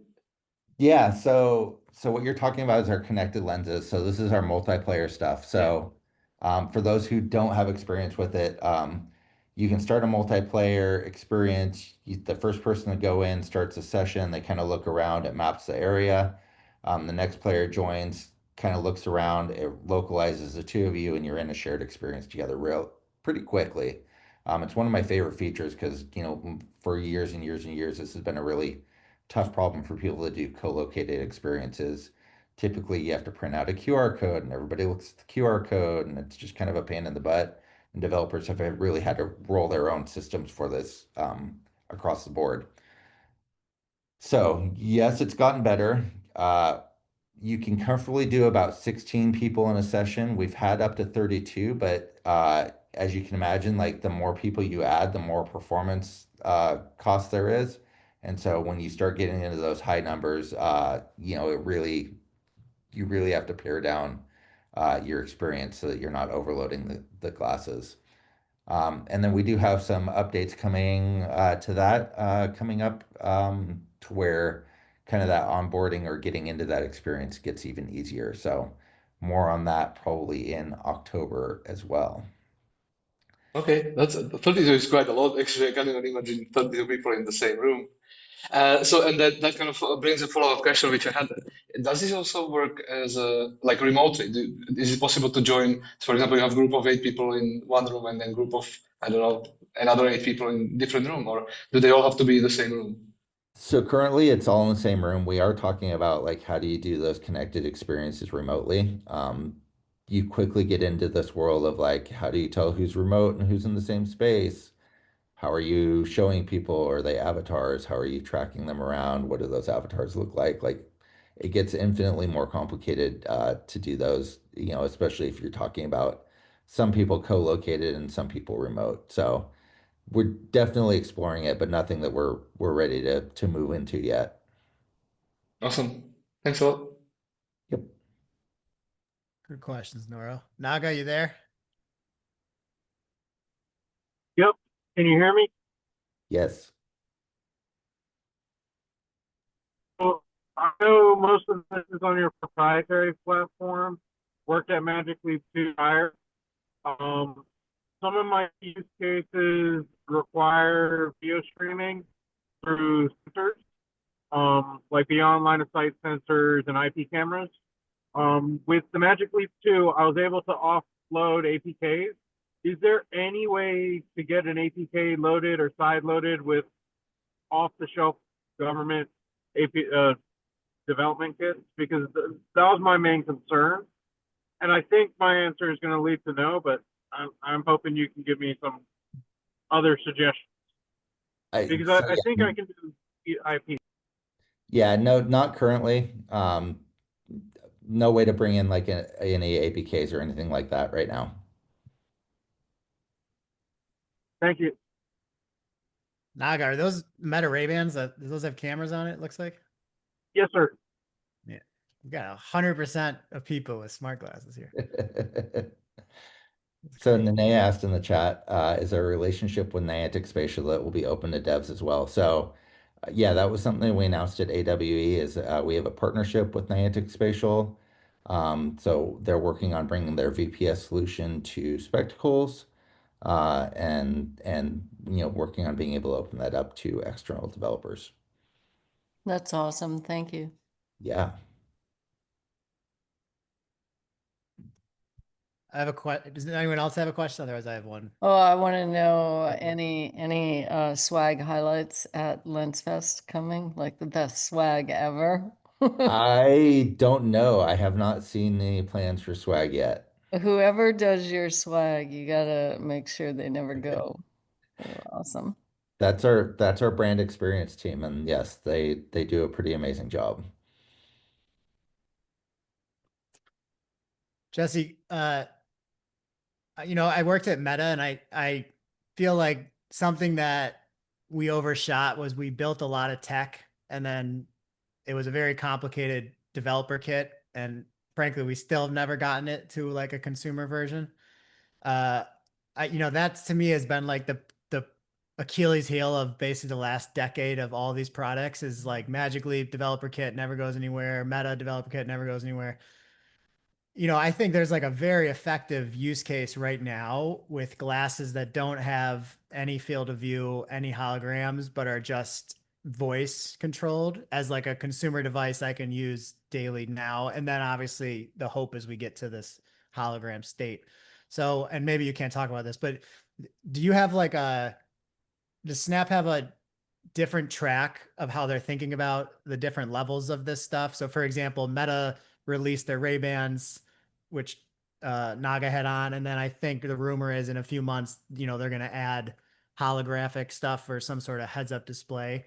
So I guess how do you think about the trade-off of like awesome developer kit has all the tech everybody wants the future versus, hey, we want people using this now, or maybe you aren't thinking about now, I guess. No, I mean we're definitely like, especially as we are coming to a consumer launch next year, of specs. It's a super interesting trade-off, right? Like of functionality and what people are actually using.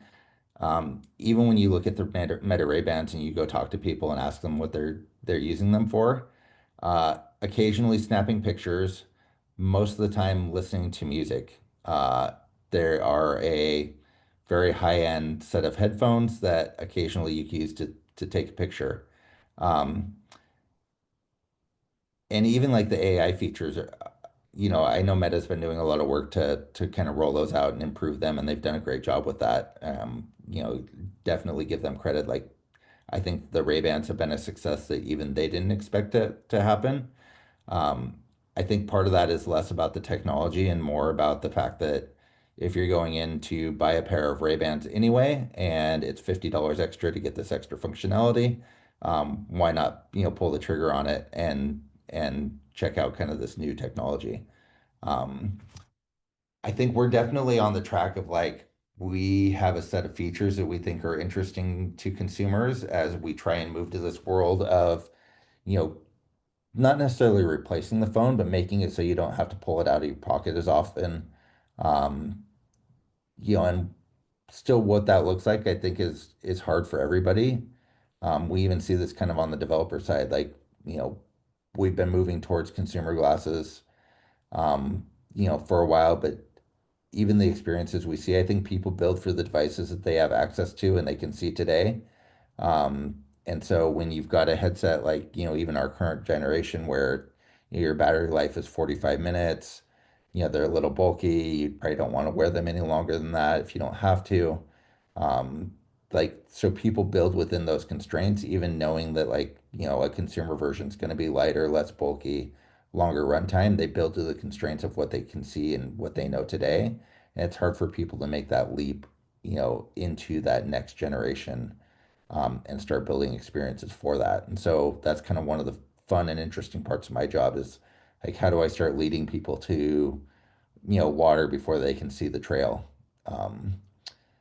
And so I think like it's still kind of up in the air, like which way of getting there is going to be more successful, whether it's the meta, start at a very low set of technical capabilities and build up.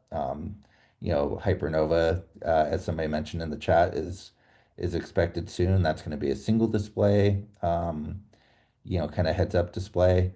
Google Glass did that 10 years ago. They were just kind of way ahead of the game, ahead of their time. So it'll be interesting to see where we get with this and where meta goes and at what point we kind of converge.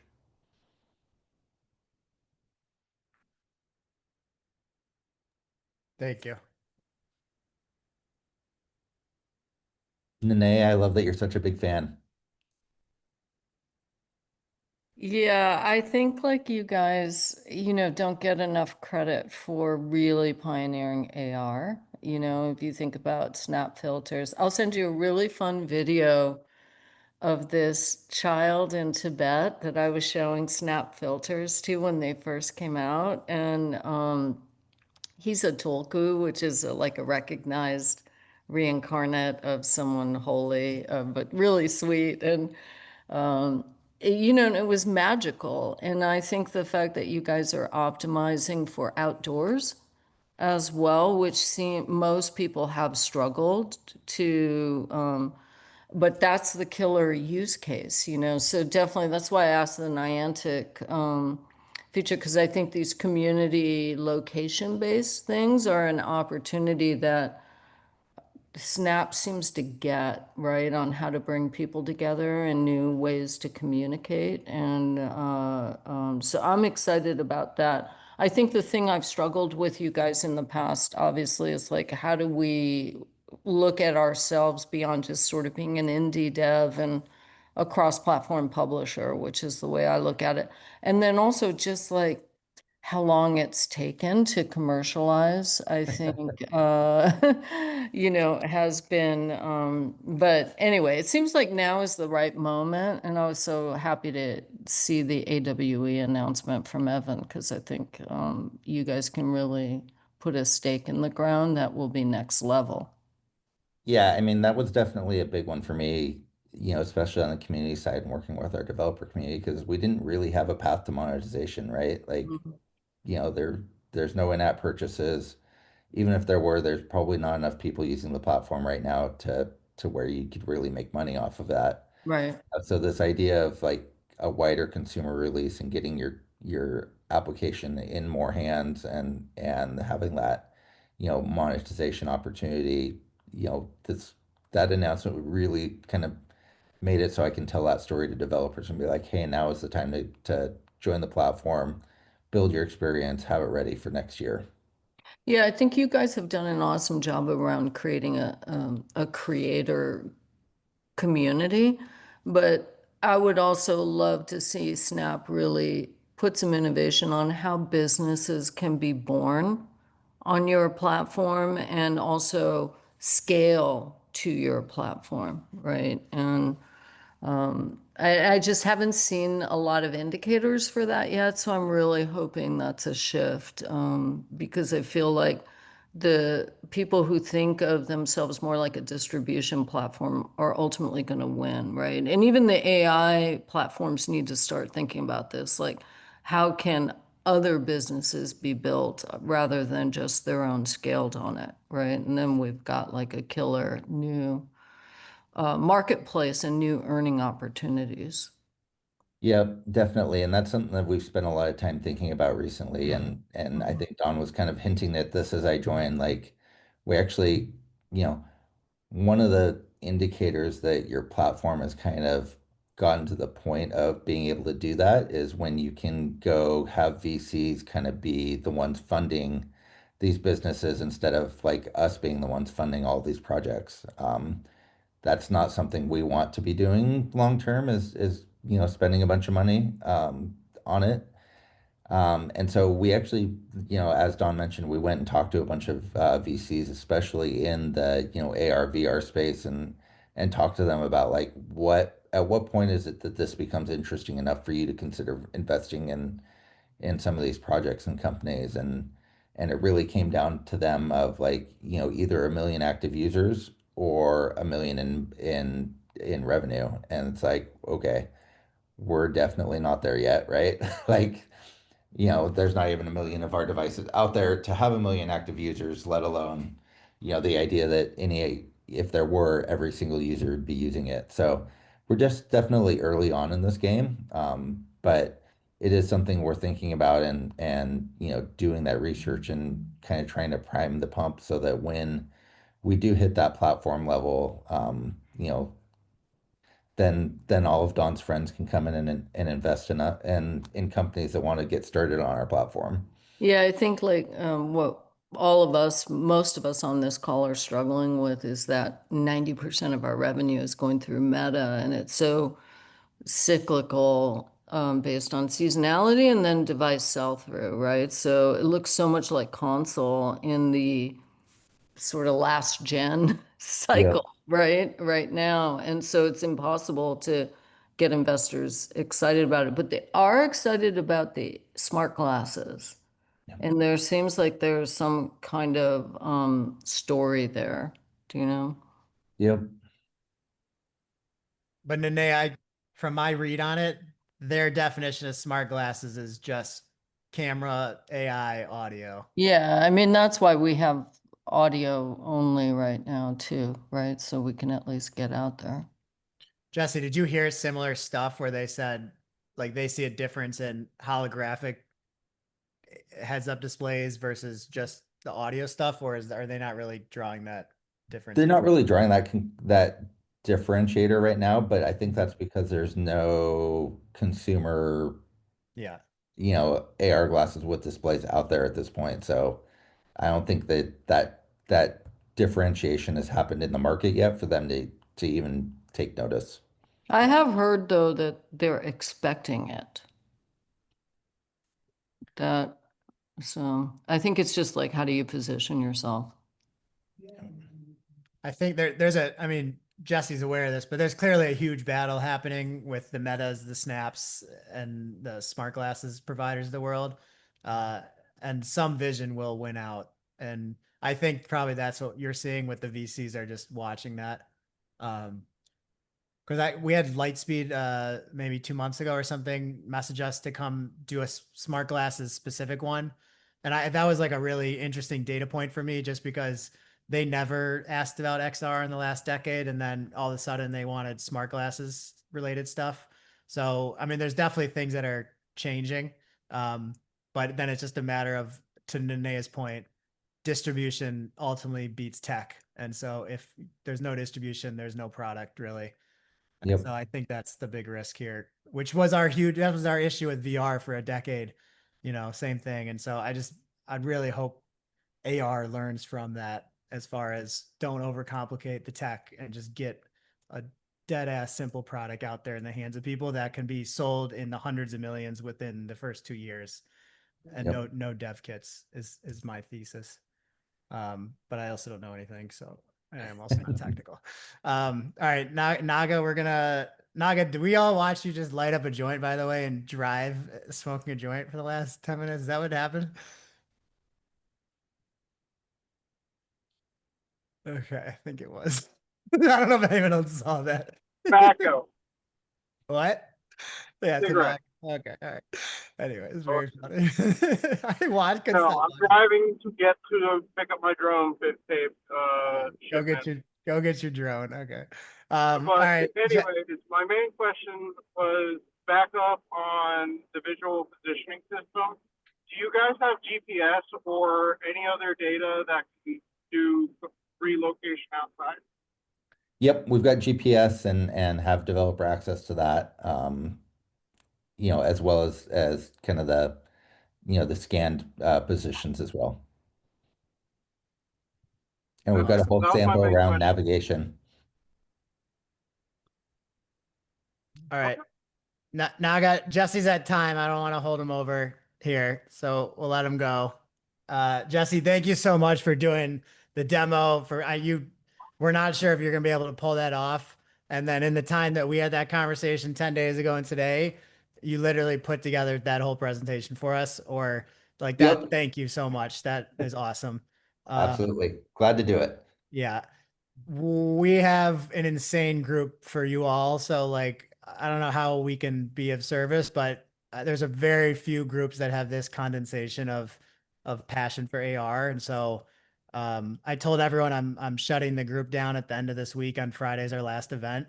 But if we can like push some talented founders your way to get funding or something, that would be ideal way to kind of Yeah, absolutely. I dropped my email in the chat. Hopefully you got me on LinkedIn during the presentation, but if you guys have any questions or want to push anybody my way, I'm always happy to talk to people.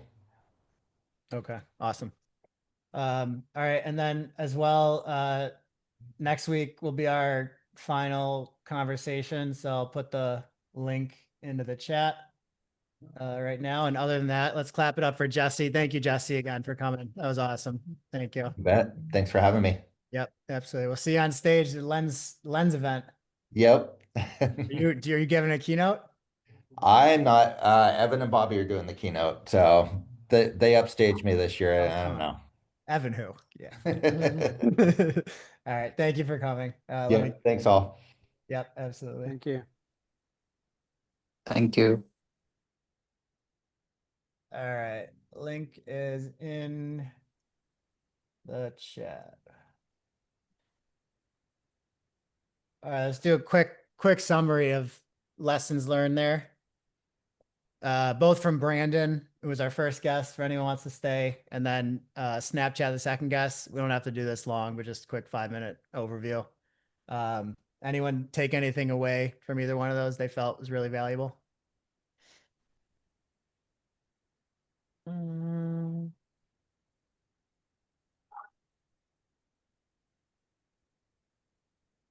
No value.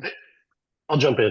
I actually thought it was really cool that Brandon does seem very open, to mixed reality, as he called it. That's his new term. So it's cool to see him invest in somebody very much mission driven. Like, that was a pretty common theme.